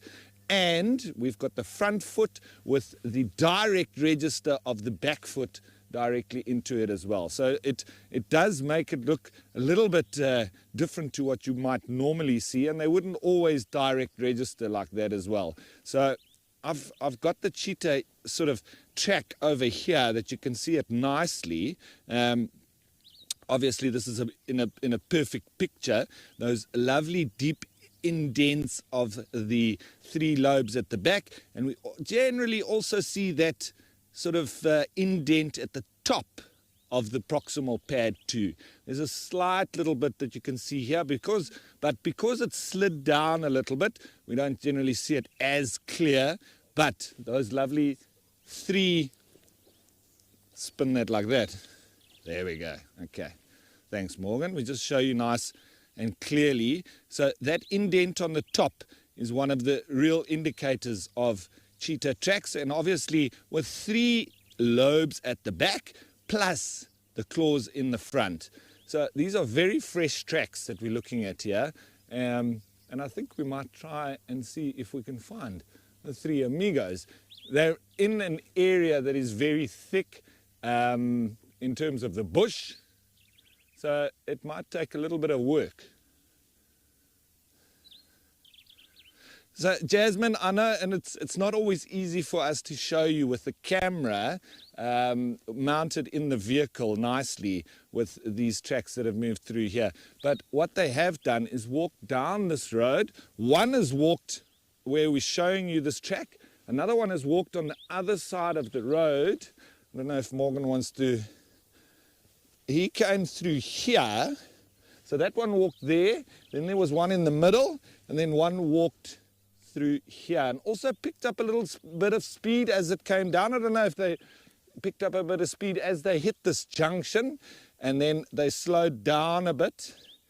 So it's walking here, walking here. There's also a vehicle that's gone through, and then it's gone back up onto the road, and they've probably joined up here and then headed off on the road over there. So we're going to spin around and we're going to head up this road, and we're going to see, like I say, in this thickets here, it is not easy, but we've got lovely fresh tracks. So that's always a bonus, and at least we know they're around here somewhere.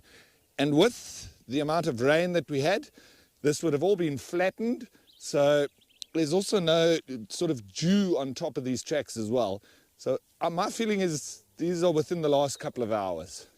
So really worthwhile for us to go and try and catch up with them.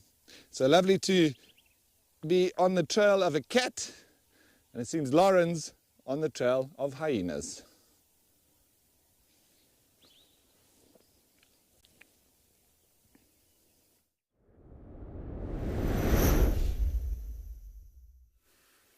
Our little June bug, I think, has fallen asleep.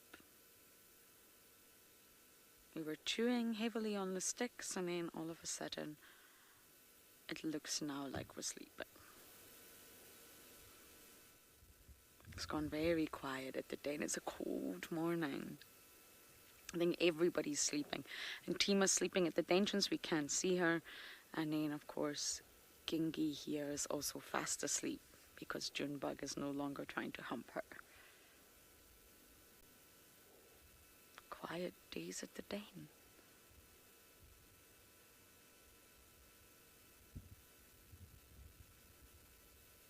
I wonder where everyone else is.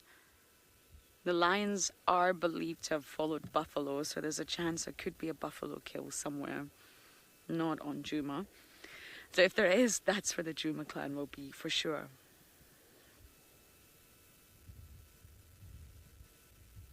And if you look at Gingirika's right ear, they're almost perfect, almost perfect.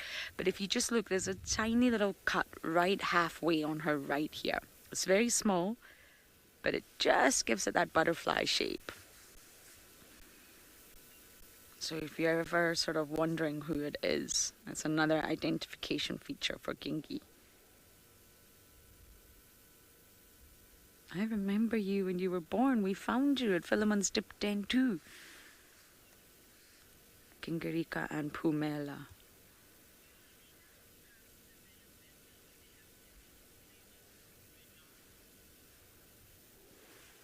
Did you get that name? Renat. Apologies. I couldn't answer that question. I don't think there's been a study done that's quite extensive in that area of hyena development.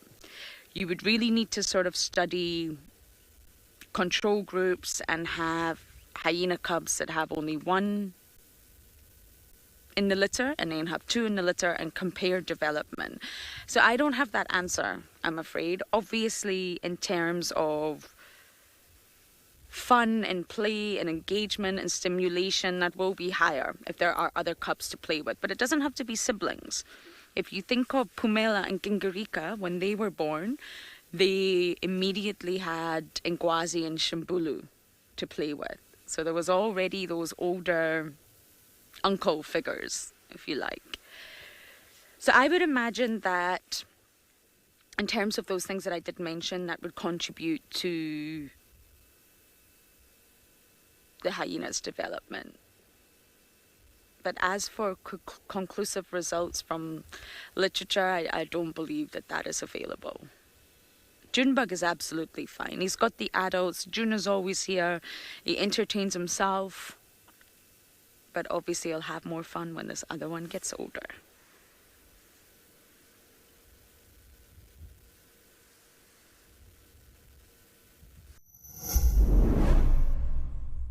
Hi, my name is Claire.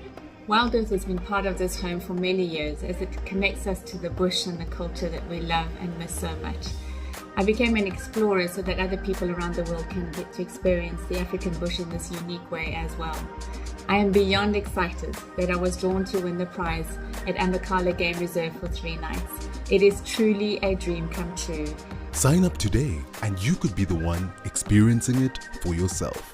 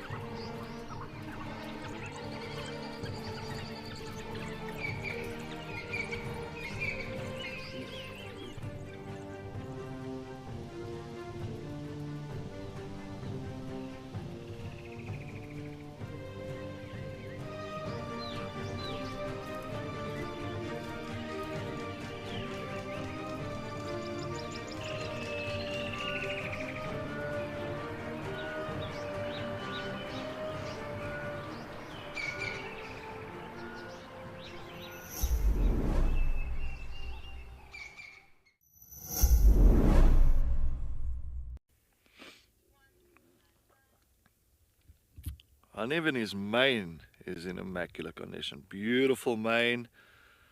Still running all the way down to his chest.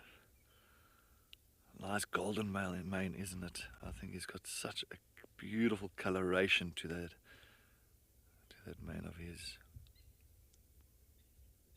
Almost reminds me of Mohawk's mane, eh? Almost like that same kind of color. How it blends in from a gold to a very dark on the chest area.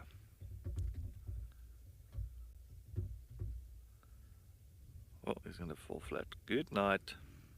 I think he's decided to rather go and have a bit of a snooze for now.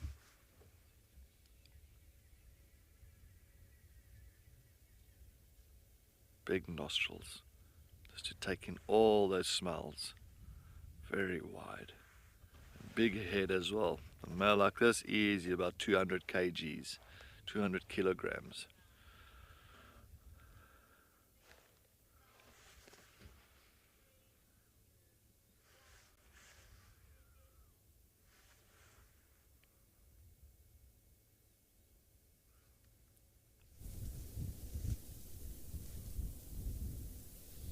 Well, how nice is this? Something we haven't been seeing a whole lot of here on Pridelands is the old Chacma baboon.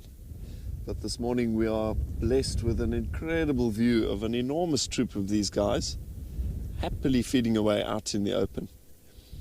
And they tend to be quite skittish, being quite close to the town of Hoedspruit. If these guys do leave the Pridelands property, they're treated as a vermin species. So they are really persecuted on the farms and in the residential areas. So we're giving them their space. We're viewing them from probably 80 or so meters, zoomed all the way in. And we're just getting the most wonderful view into sort of their morning activities. It's a pretty tough time of the year for the baboon, which is an omnivore. and they feed on a wide variety of different things. But at this time of the year, with insects and fruit not really in very plentiful supply, these guys are having to really work hard to find enough calories to sustain themselves. I think at the moment they're mostly digging for roots. See them very, very skillfully sort of scuffling at the surface. They find something tasty, dust the sand off of it, and then chow down.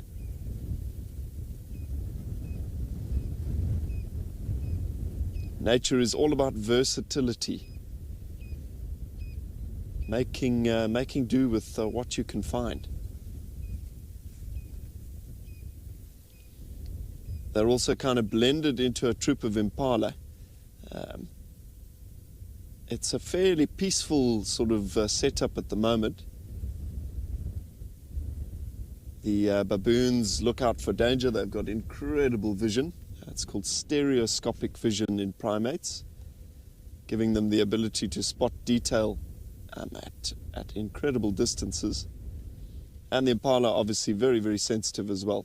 They've got keen eyes, very, very keen hearing, so should a leopard or something come into the area, one species will warn the other. But that relationship changes when the arrival of the impala lambs comes about. Baboons, as I mentioned earlier, are omnivores. They will feed on meat as well. And the big males in particular, like the one BK is framed up on, love a tasty impala lamb. They will run them down like a lion and kill them.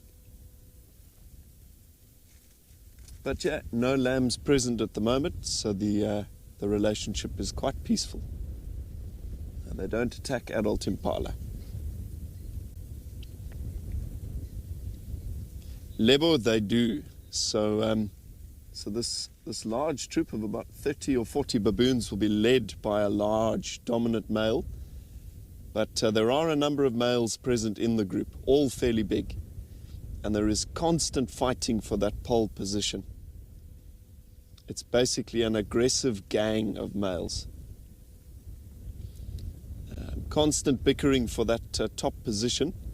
But there's one rule of baboon society that the males will use to their advantage, and that is that no baboon is allowed to get physical, to get aggressive with another baboon if that baboon is carrying an infant. So if a male is being bullied, being picked on a little bit, he'll quite literally kidnap a screaming baby from a female and hang on to it like a human shield. Imagine.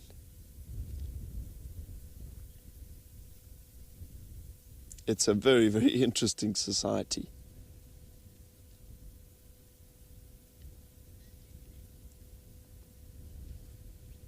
There's also a hierarchy amongst the females. So there'll be sort of a whole ladder of females up to a very, very senior individual. But females can climb in the ranks by grooming and by sort of being kind to the males that are highest in the hierarchy as well. You've heard the expression, you scratch my back, I'll scratch yours. Oh, a little bit of bickering there. A female hoping to climb that ladder will spend lots of time grooming males that have power. Earth lover, I couldn't agree more. It's wonderful to view them out here in nature, away from sort of our human habitation. But when they do start spending time around camps, raiding dustbins, coming into rooms, they can be a bit of a menace. The males will get up to sort of 45, 50 kilos, essentially like an average to slightly below average size human. So they have the power to be really dangerous.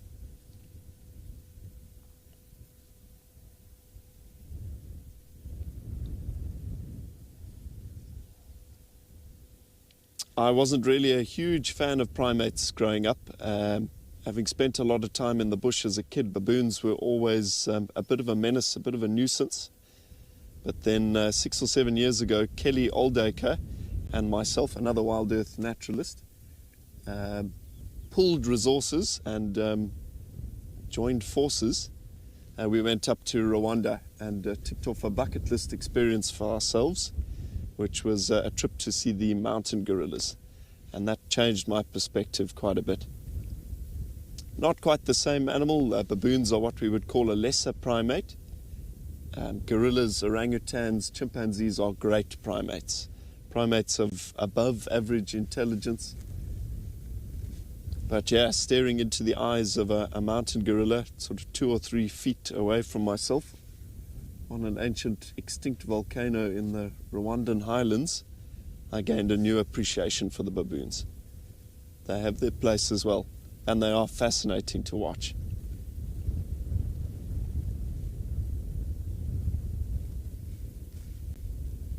These baboons trusting us quite nicely. They're actually slowly coming towards us.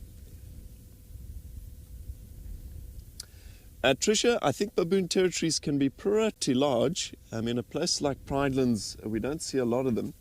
So I would reckon these particular baboons, this particular family, could be ranging for miles, potentially a couple of 100 hectares. But then go down to a place like Cape Point, where there are lots of troops of baboons. It would make sense to me that the territories would be vastly smaller. We see the same thing with various other territorial animals. Even leopards, where the leopard density is higher, the territories will be smaller.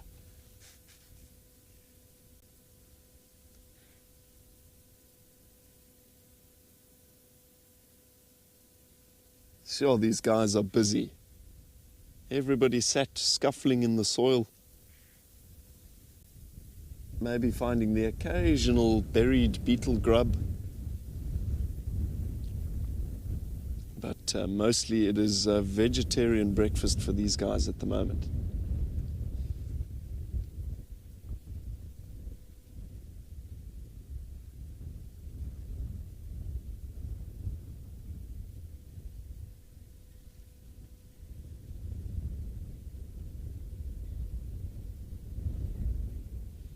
Thanks, Anna-Marie. Yeah, they are certainly cool. Again, quite vilified in South Africa. Lots of people don't have a lot of time for the baboon. But out in nature, they have their ecological niche. They have their value. I think they're pretty fascinating.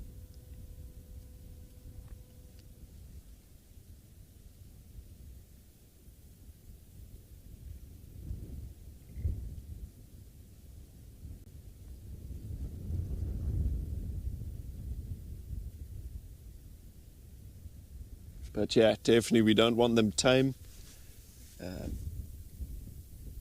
The big danger in tourism areas, the public national parks, are people feeding them. Leopard girl, they certainly are. I'm with you on that one. But yeah, in the public parks, inevitably you have baboons hanging around sort of visitor areas, and people that perhaps don't have all the information end up giving them a handout, dropping a banana or an orange every now and then. And that breaks an invisible boundary. It tells baboons that people offer food, and very, very quickly that becomes an enormous problem. Baboons start breaking into cars, start attacking people, and unfortunately that is probably only going to end one way. And that is with park authorities having to step in and euthanize a baboon. It wasn't the baboon's fault, but now we have a problem that can't be solved any other way. So wherever you travel, don't feed wildlife. You might think you're doing them a favor, but in the long run, your orange might ultimately be ending their life. There's enough food out there for them. They will find it.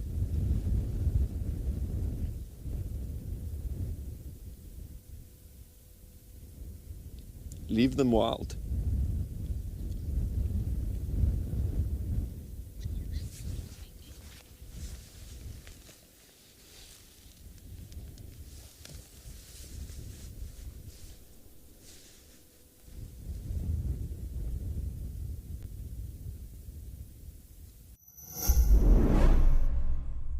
We love all the support, We read all the comments and now we want to acknowledge our biggest fans. Do you know when Ribbon was seen last? Or the names of June's cubs? Do you remember the last time we were up close and personal with an elephant? If you answered yes to any of these questions, then you are in for a treat. WildEarth's Fan of the Month. We are looking for you. For more details, make sure to read our monthly mailer and keep an eye out on our social media pages. WildEarth, it's in your nature.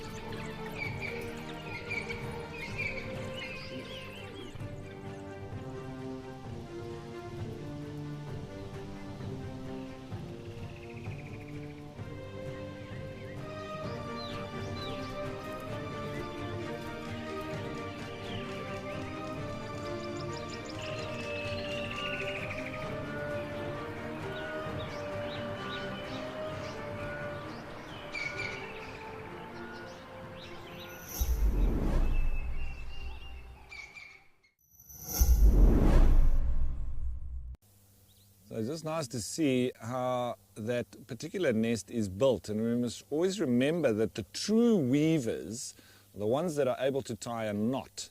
So there's a whole bunch of birds that we call weavers, but they're not true weavers because they don't make these elaborate nests like that. And the likes of the red-billed buffalo weaver, the white-browed sparrow weaver, they use grass and sticks and they make a sort of nest, but they don't make any arrangement like these true weavers do. They tie lovely knots and make nice big ball-shaped nests with entrances as well. The red-billed buffalo weaver and white-browed sparrow weaver, they've just got grass and sticks all over the place.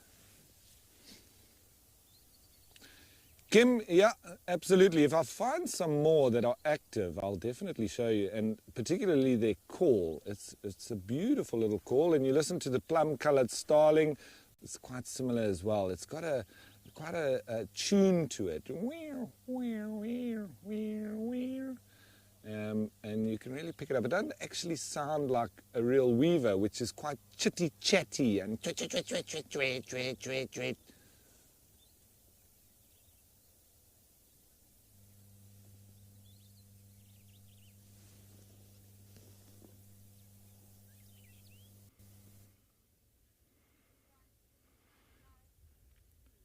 Still sitting here with this beautiful S8 male lion. He's still taking a good old nap this morning here on the fire break. But just sitting here now, and I'm mostly just contemplating and thinking about what's happened over the years here in the northern Sabi Sands. I've been working in the northern Sabi Sands since 2010 and looking at coalitions coming through this area and how many coalitions. And it's very rarely that I've actually seen a single male like this now really holding on to an area for such a long time, which is brilliant. It just shows you his resilience and his determination on looking after his pride. That's, of course, a pride called the Talamati breakaway pride. That's such a more in this area as well and further north from a Djuma property. But usually, like over the years when I've been here now, when I started up in the northern Sabi Sands, we used to have, of course, a very strong coalition, but only 2 male lions. But these 2 male lions really dominated quite a bit of the entire northern area. And that was, of course, the Mapochos, the good old days of the Mapocho coalition. And the Mapochos started off as a 6 male coalition, but they broke off. So 4 of them decided to set up a territory, an area in the western Sabi Sands and also to the south. And then, of course, another 2 called Kinky Tail and Mr. T. They broke off from those brothers, and then they came up into the northern area, and then they dominated this area for about maybe 4 or 5 years. Got some amazing footage from them, and as well as they really spread their genes quite well this side with the Styx pride, with the Nkuhumas. I think as well, if I'm not mistaken, there was a pride called the Four Ways pride a little bit further east from us. So they did well. And then in 2010, June 2010, a coalition called the Majinga Lions. So 5 males came in from the Kruger National Park, and they decided to see if they can start dominating the northern Sabi Sands. And then one of them in the morning got caught by the 2 males. Of course, Kinky Tail Mr. T caught one of them and broke his back just behind one of the lodges called Nkoro. And the other 4 males ran back into the Kruger National Park that morning. And that evening, those 4 males, the Majinga lions, decided to turn around and come back into the northern Sabi Sands and challenge the 2 Mapochos. And of course, when they challenged the 2 Mapochos, they got hold of one of them called Kinky Tail, a very well-known male. Got hold of him on Nkoro driveway, broke his back and killed him on the spot. And his brother, Mr. T, he decided, well, he is outnumbered, so he's not going to hang around. I mean, you can imagine 4 against 1, not a good idea. So of course Mr. T decided to run all the way back west that evening, and he ended up there with his 4 brothers there in the western sector. And then of course those 4 Majinga lions started taking over this area. And we got some great sightings with those males. They were very close bond males. They really had a close knit with each other. They did not hardly ever kind of strayed away from one another. When you used to find one, you would find the other 3. And they were very, very strong in this area. Then they decided to start moving a little bit further south into Londolozi, a little bit southwest over time.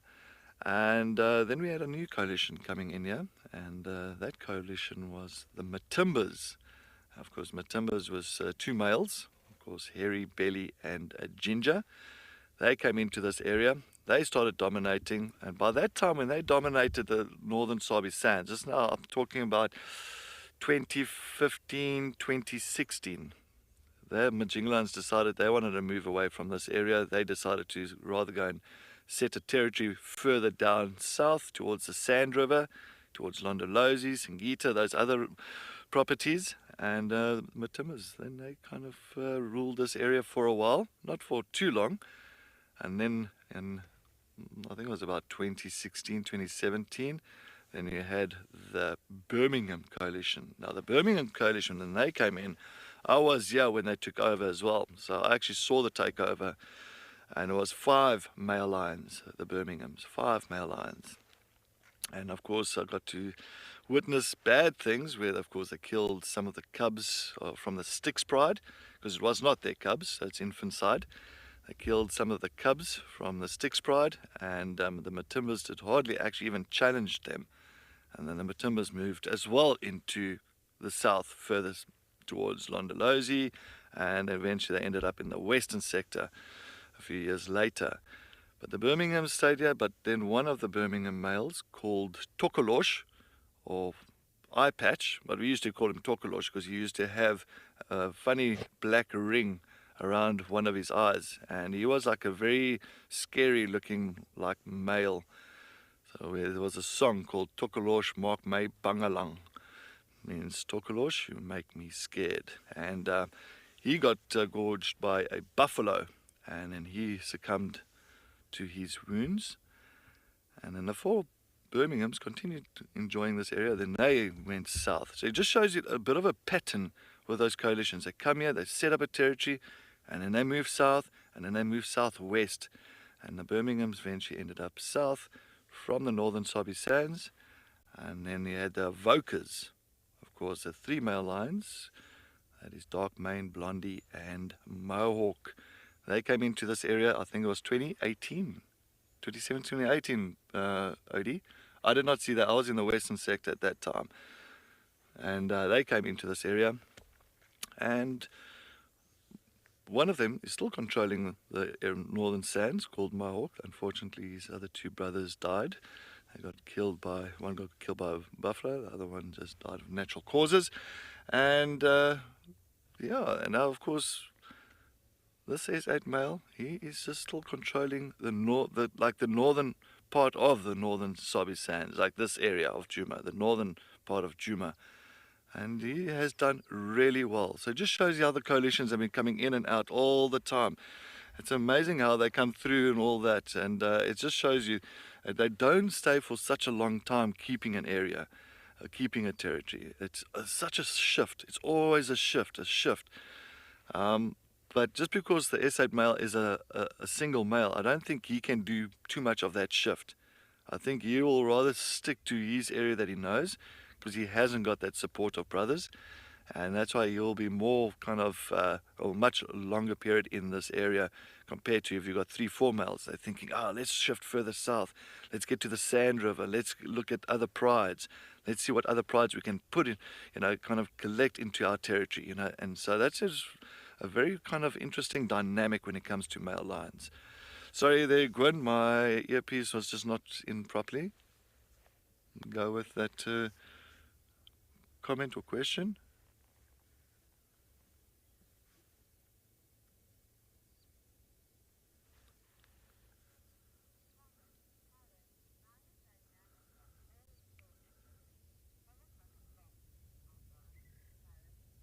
Karen, yes, it is. Taryn or Karen? Karen, It is. Line dynamics is amazing. I think it is, especially if you've been in a place for a long time. Like for myself in the Northern Sands, and seeing the prides shifting, seeing the coalitions shifting.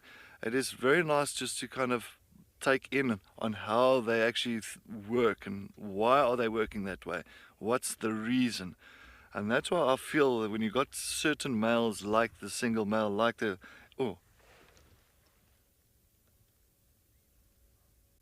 There's alarm calls of impalas, alarm calling just south of us. Towards Gallagher Pan.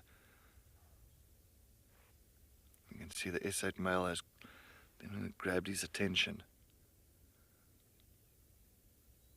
Not too sure, but it's impalas alarm calling.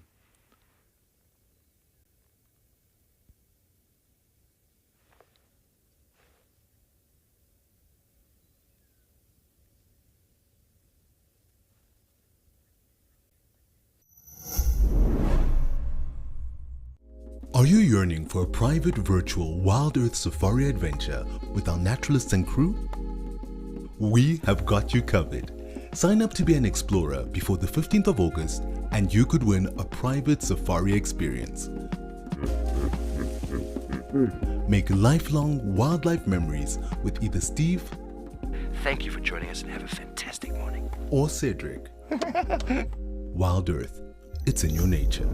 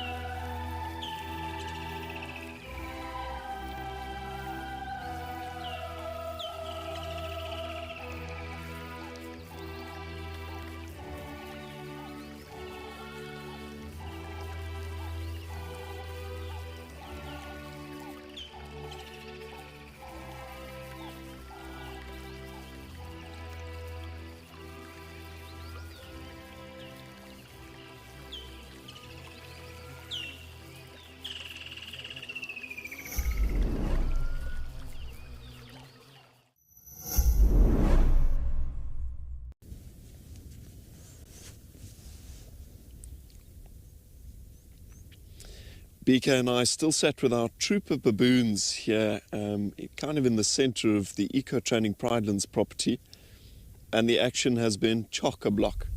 We're watching these two enormous males strutting around, asserting dominance on everybody. The dynamic really is pretty phenomenal. Yeah, they have been wall-to-wall entertainment for the two of us this morning. We've had a couple of proper laughs. I think the thing that strikes us most about these baboons is the similarity to us. We do, after all, share something like 92% of our DNA with the humble, hairy Chacma baboon.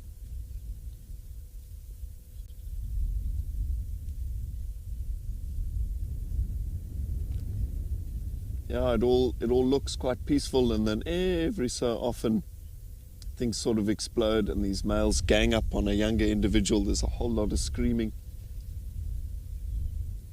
Nothing excessively violent. I don't think anybody's getting hurt, but the big male wants everybody to know that he's the most powerful. Ruled by fear, I guess.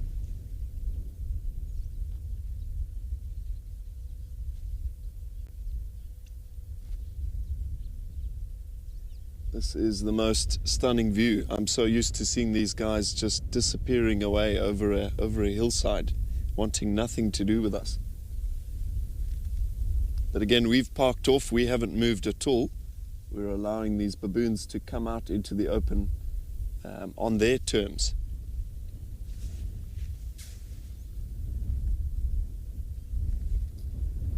So it is 9 a.m. out here in Pridelands. We'd like to remind you that we like to keep these drives as interactive as possible. So please keep those questions coming throughout the last 30 minutes or so of the program. Yeah, if you haven't done so already, please head to our website and register. It's a nice direct way to get your questions through. You're also welcome to send them under the hashtag WildEarth on Twitter. Give us a follow there if you like. And yeah, we are waiting to hear from you.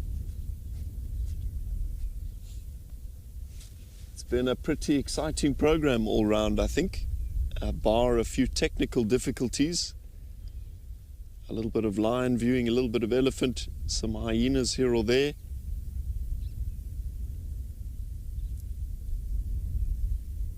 Some very interesting facial expressions from that female behind the log, flashing teeth. I don't know exactly what that means, but it looked like a very uncomfortable baboon. Much of their communication is through body language. So flashing of teeth for you or me is quite a pleasant thing. We smile at each other to sort of say, I'm happy, I'm non-threatening, I see you. To a baboon, flashing of teeth can be quite threatening. That means quite an aggressive inference. So they reckon if you're very, very close to primates, if you're whatever at one of these national parks, at a campground, possibly not the best thing to smile into a baboon's face. Danny, they do. Baboons are mammals, they produce milk. And females have breasts, so the babies absolutely do. They do suckle. There's no tiny, tiny infants here. There's a few young ones, a couple of months old. But when babies are really, really small, they sort of hang onto the female's belly. And if she's walking across an open area on all fours, the baby will actually ride jockey. So they sit like a rider on horseback.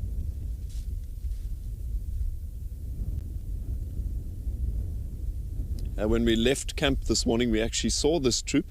They were resting up in the power pylons, and we had a proper chuckle. We obviously had a fairly frosty evening ourselves, but the baboons were all huddled together in little groups of 3 or 4, sharing body heat up high on the pylons. A great view of one of the big boys there, the chap on the right. If we're lucky, we might get a view of his enormous canine teeth. up to 4 centimeters long. Same length as a lion's, and they'll do just as much damage. Fights between males over dominance can often leave individuals completely shredded, dripping with blood, split lips, gouges out of their backs. They are formidable things.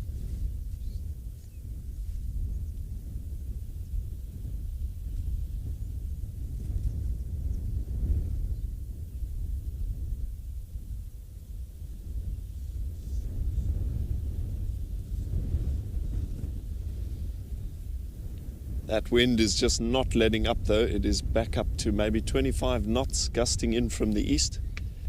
Chilly. Tyler, they definitely do. And on very close examination, if you look at their fingertips, they even have fingerprints, much like we do. Yeah, they are just little hairy people.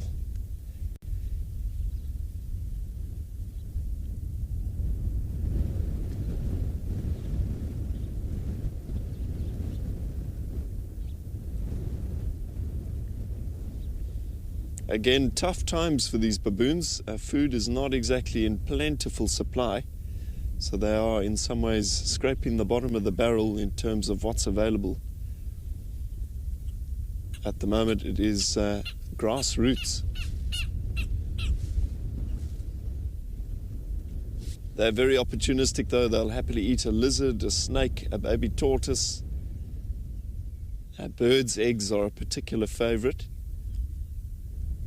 And they're extremely observant. They'll watch birds returning to a hollow in a tree or a nest, and then with the greatest of ease leap up there and completely destroy it.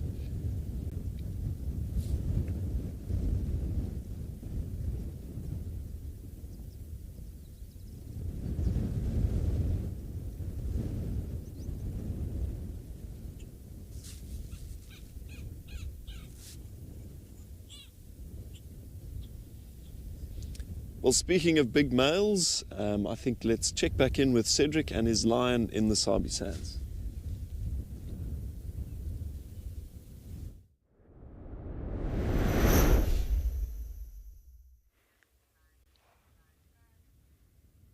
Thank you, Liam. Yes, of course, the S8 male did take notice of something a little bit earlier. There were some impalas alarm calling just south of us, but they have stopped shouting, and now this male lion has decided to go flat again.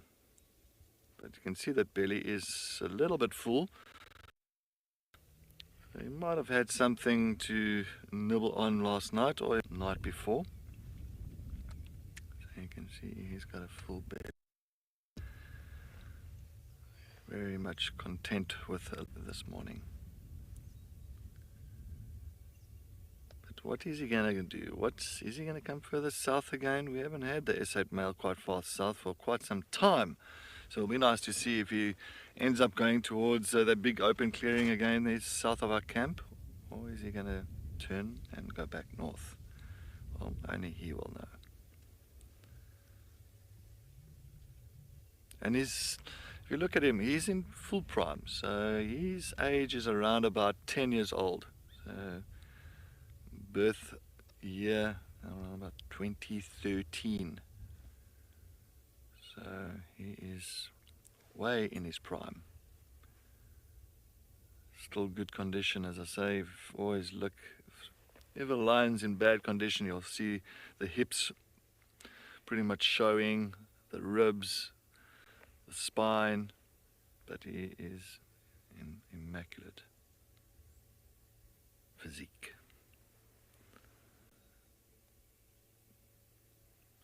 And coming to the ages of males, when they pretty much getting to their, almost like when they get too old, it's usually around about maybe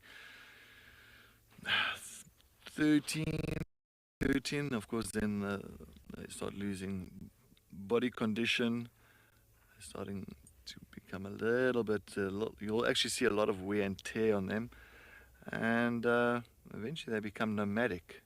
Eventually you'll get like the younger boys coming into the area, and then they'll push this male out. So they'll actually, funny enough how it starts, they start their life as a nomadic male, become territorial, and they actually end their life as a nomadic male again. And then eventually they move off and they'll just start wandering around, leaving the area, and that's when they usually bump into other males and sometimes get killed by other males. It all depends. As well as, or put it this way, why they actually lose body physique at that time. There's a lot of wear and tear on the teeth when you're coming to looking at when they have to kill something and suffocate an animal. We're using those big canines. That becomes like little stumps, so they can't really have a proper grab or hold onto the animal's throat, as well as cutting through the hide, getting into the meat and that. They're carnassier shears, so those are like the modified molars that acts like scissors. Those are worn down as well, so eventually they cannot really cut through. And I've seen lions, not just male lions, even female lions, when the teeth is completely worn down, they struggle to really get that amount of protein into their body.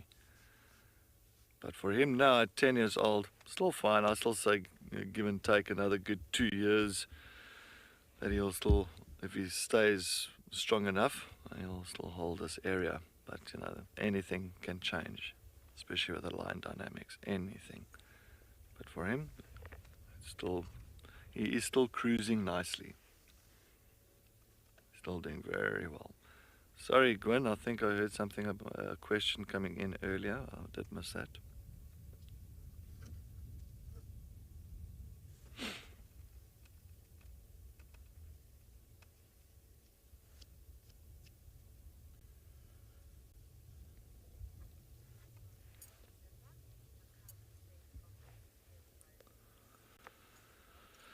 Safari Girl, what age are the cubs safe enough from being killed by a new coalition coming into an area if it's not their father's? Well, you're looking at, Safari Girl, you're looking at, for a female lion, it's usually about 3.5.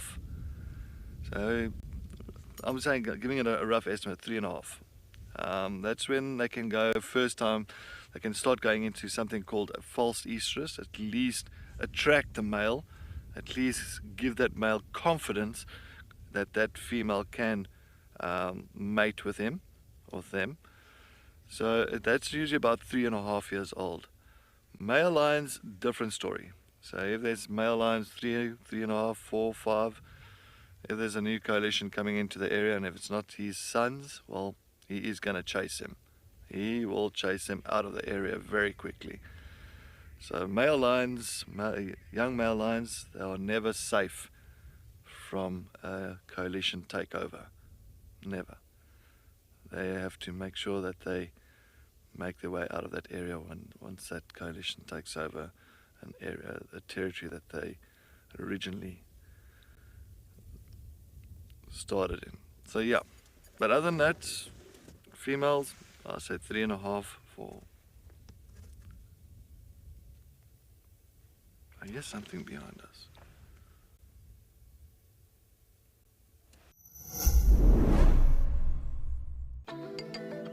Do you sometimes imagine what WildEarth would be like without adverts? A chance to properly immerse yourself in nature without any interruptions.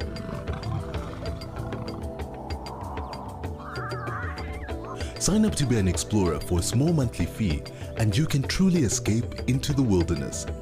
Ad-free viewing is now available on our app as well as on our website. WildEarth, it's in your nature.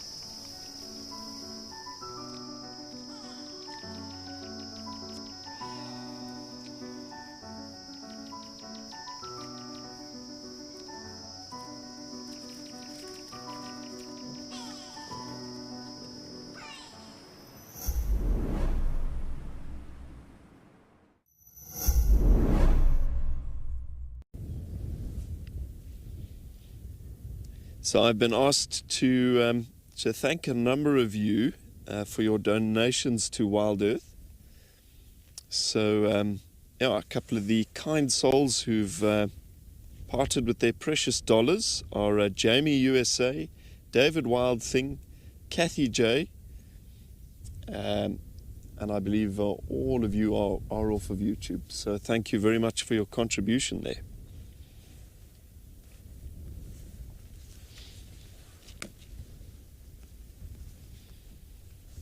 Talk about learning monkey see, monkey do. This mom is desperately trying to get in at those grassroots, but this youngster just wants to be part of the action. Just like a human mum trying to get the job done in the kitchen with a little toddler sat on the counter.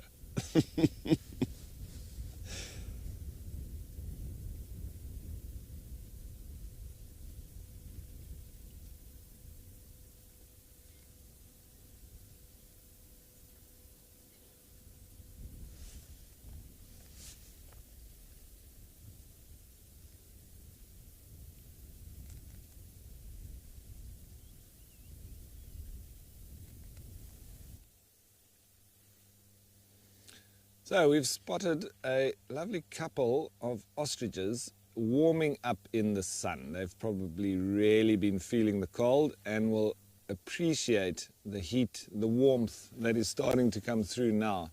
Now I just want you to note as well that we stopped tracking the three Amigo cheetah coalition because they were spotted on the far southwestern boundary, which is actually quite far from where we were with the tracks. That was obviously earlier this morning, and they've moved very far.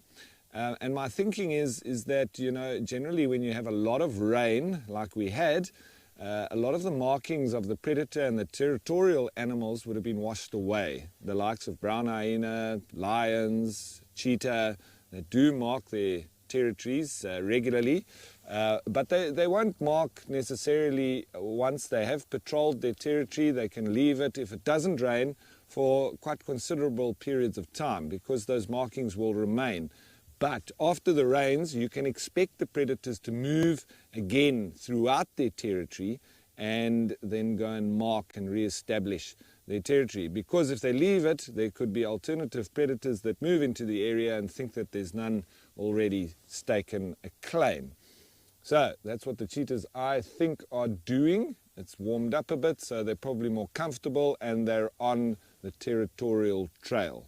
They're going to mark their territory. So we might find them moving in quite a big area, and that southwestern corner is not an area that they really go to regularly, but they have been there and they've marked there, and I think they've returned there now once again to go and re-mark once more. And they might move then along the fence line, as you know, cheetah have got normally very big home ranges, so they do very often move along fence lines and mark as they go along there.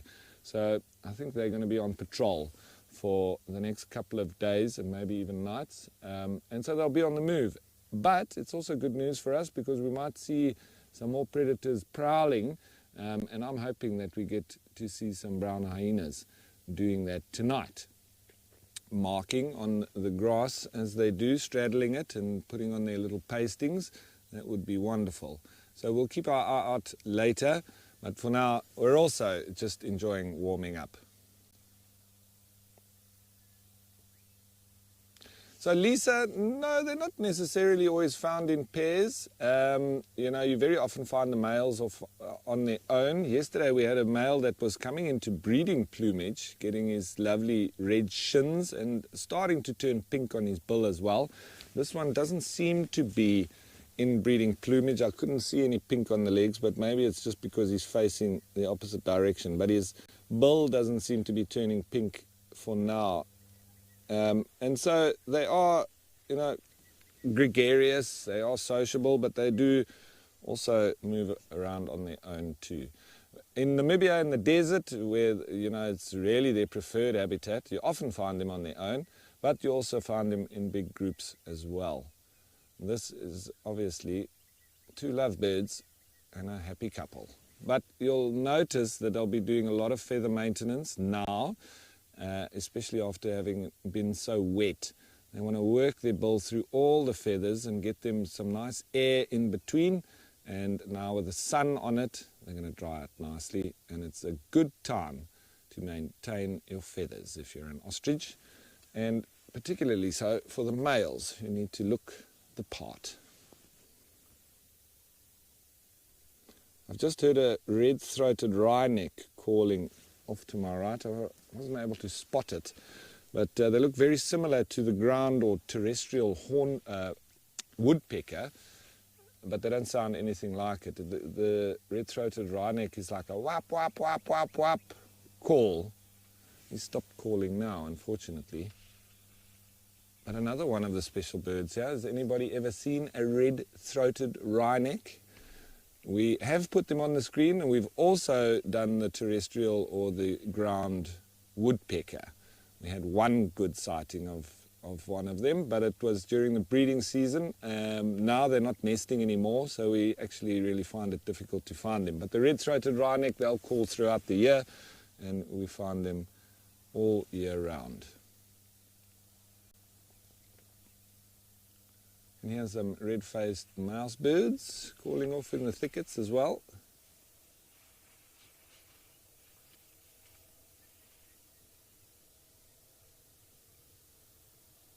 So Kelly, no, ostriches don't have a set territory at all. They fight for dominance between the males for mating rights, but if one establishes dominance today, he can still be pushed off tomorrow. And I think, you know, we don't often get to see that kind of interaction, but the time I spent at Kariga Game Reserve was incredible.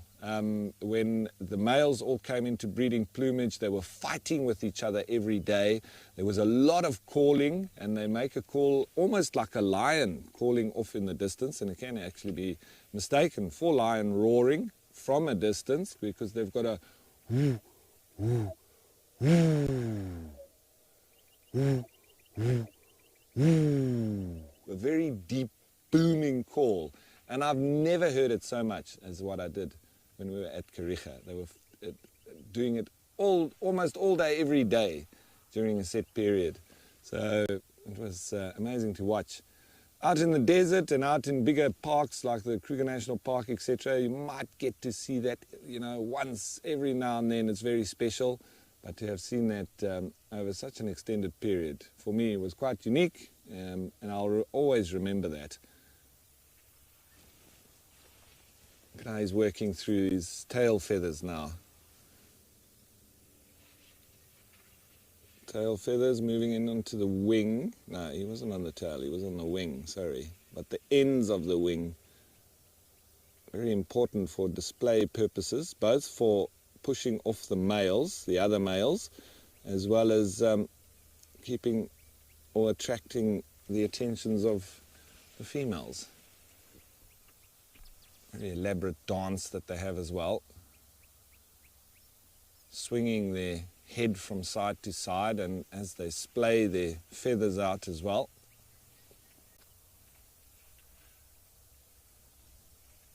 So Catty, yep, well, a lot of feather dusters are made out of feathers of ostriches. So I can't think of a better feather to use for a feather duster than from ostriches. And that's one of the things when they do harvest ostriches.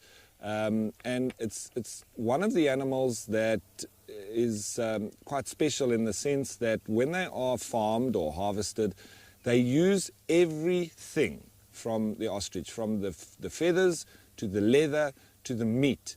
And the meat is famed around the world. They even breed them now in Europe for that, low in calories and excellent meat, not much fat.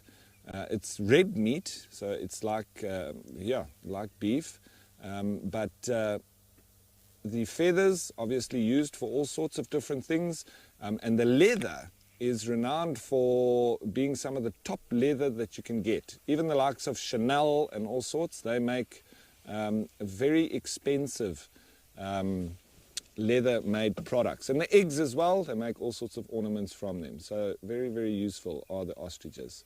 Anyway, from a lovely big bird, the largest in our world, let's head you on over to Cedric with one of the largest predators.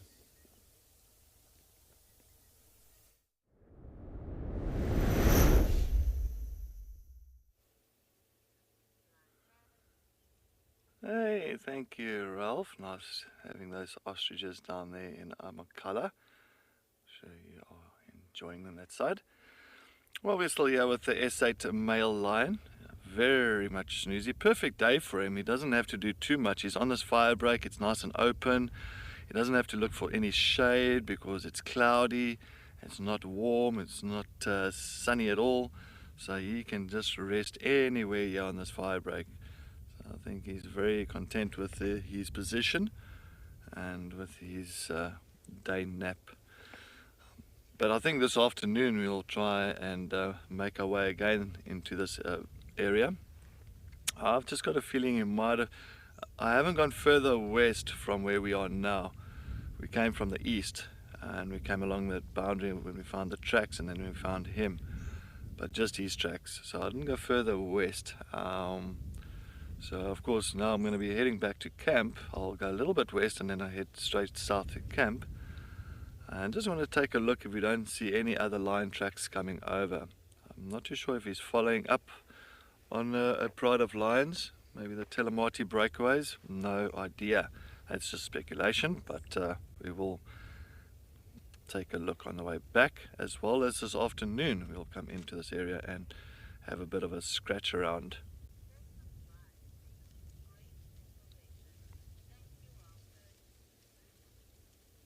Root, yes, thank you for joining us on our sunrise safari. It has been a little bit of a cool one, but at least we still got some amazing animal sightings during this drive from all over the show.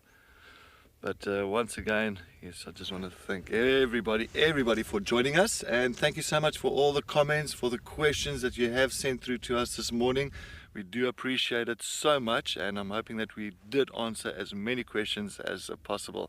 But yes, tomorrow morning, or tomorrow, this afternoon, we will go out on our sunset safari. Please make sure that you do join us on our sunset safari. I've got a feeling that there is going to be more action and more exciting sightings, and I'm looking forward to it. I can't wait for this afternoon. But yes, from the S8 male, from Odie and myself here on the fire break, and from the rest of the WildEarth team, we thank you so much and have a wonderful day further.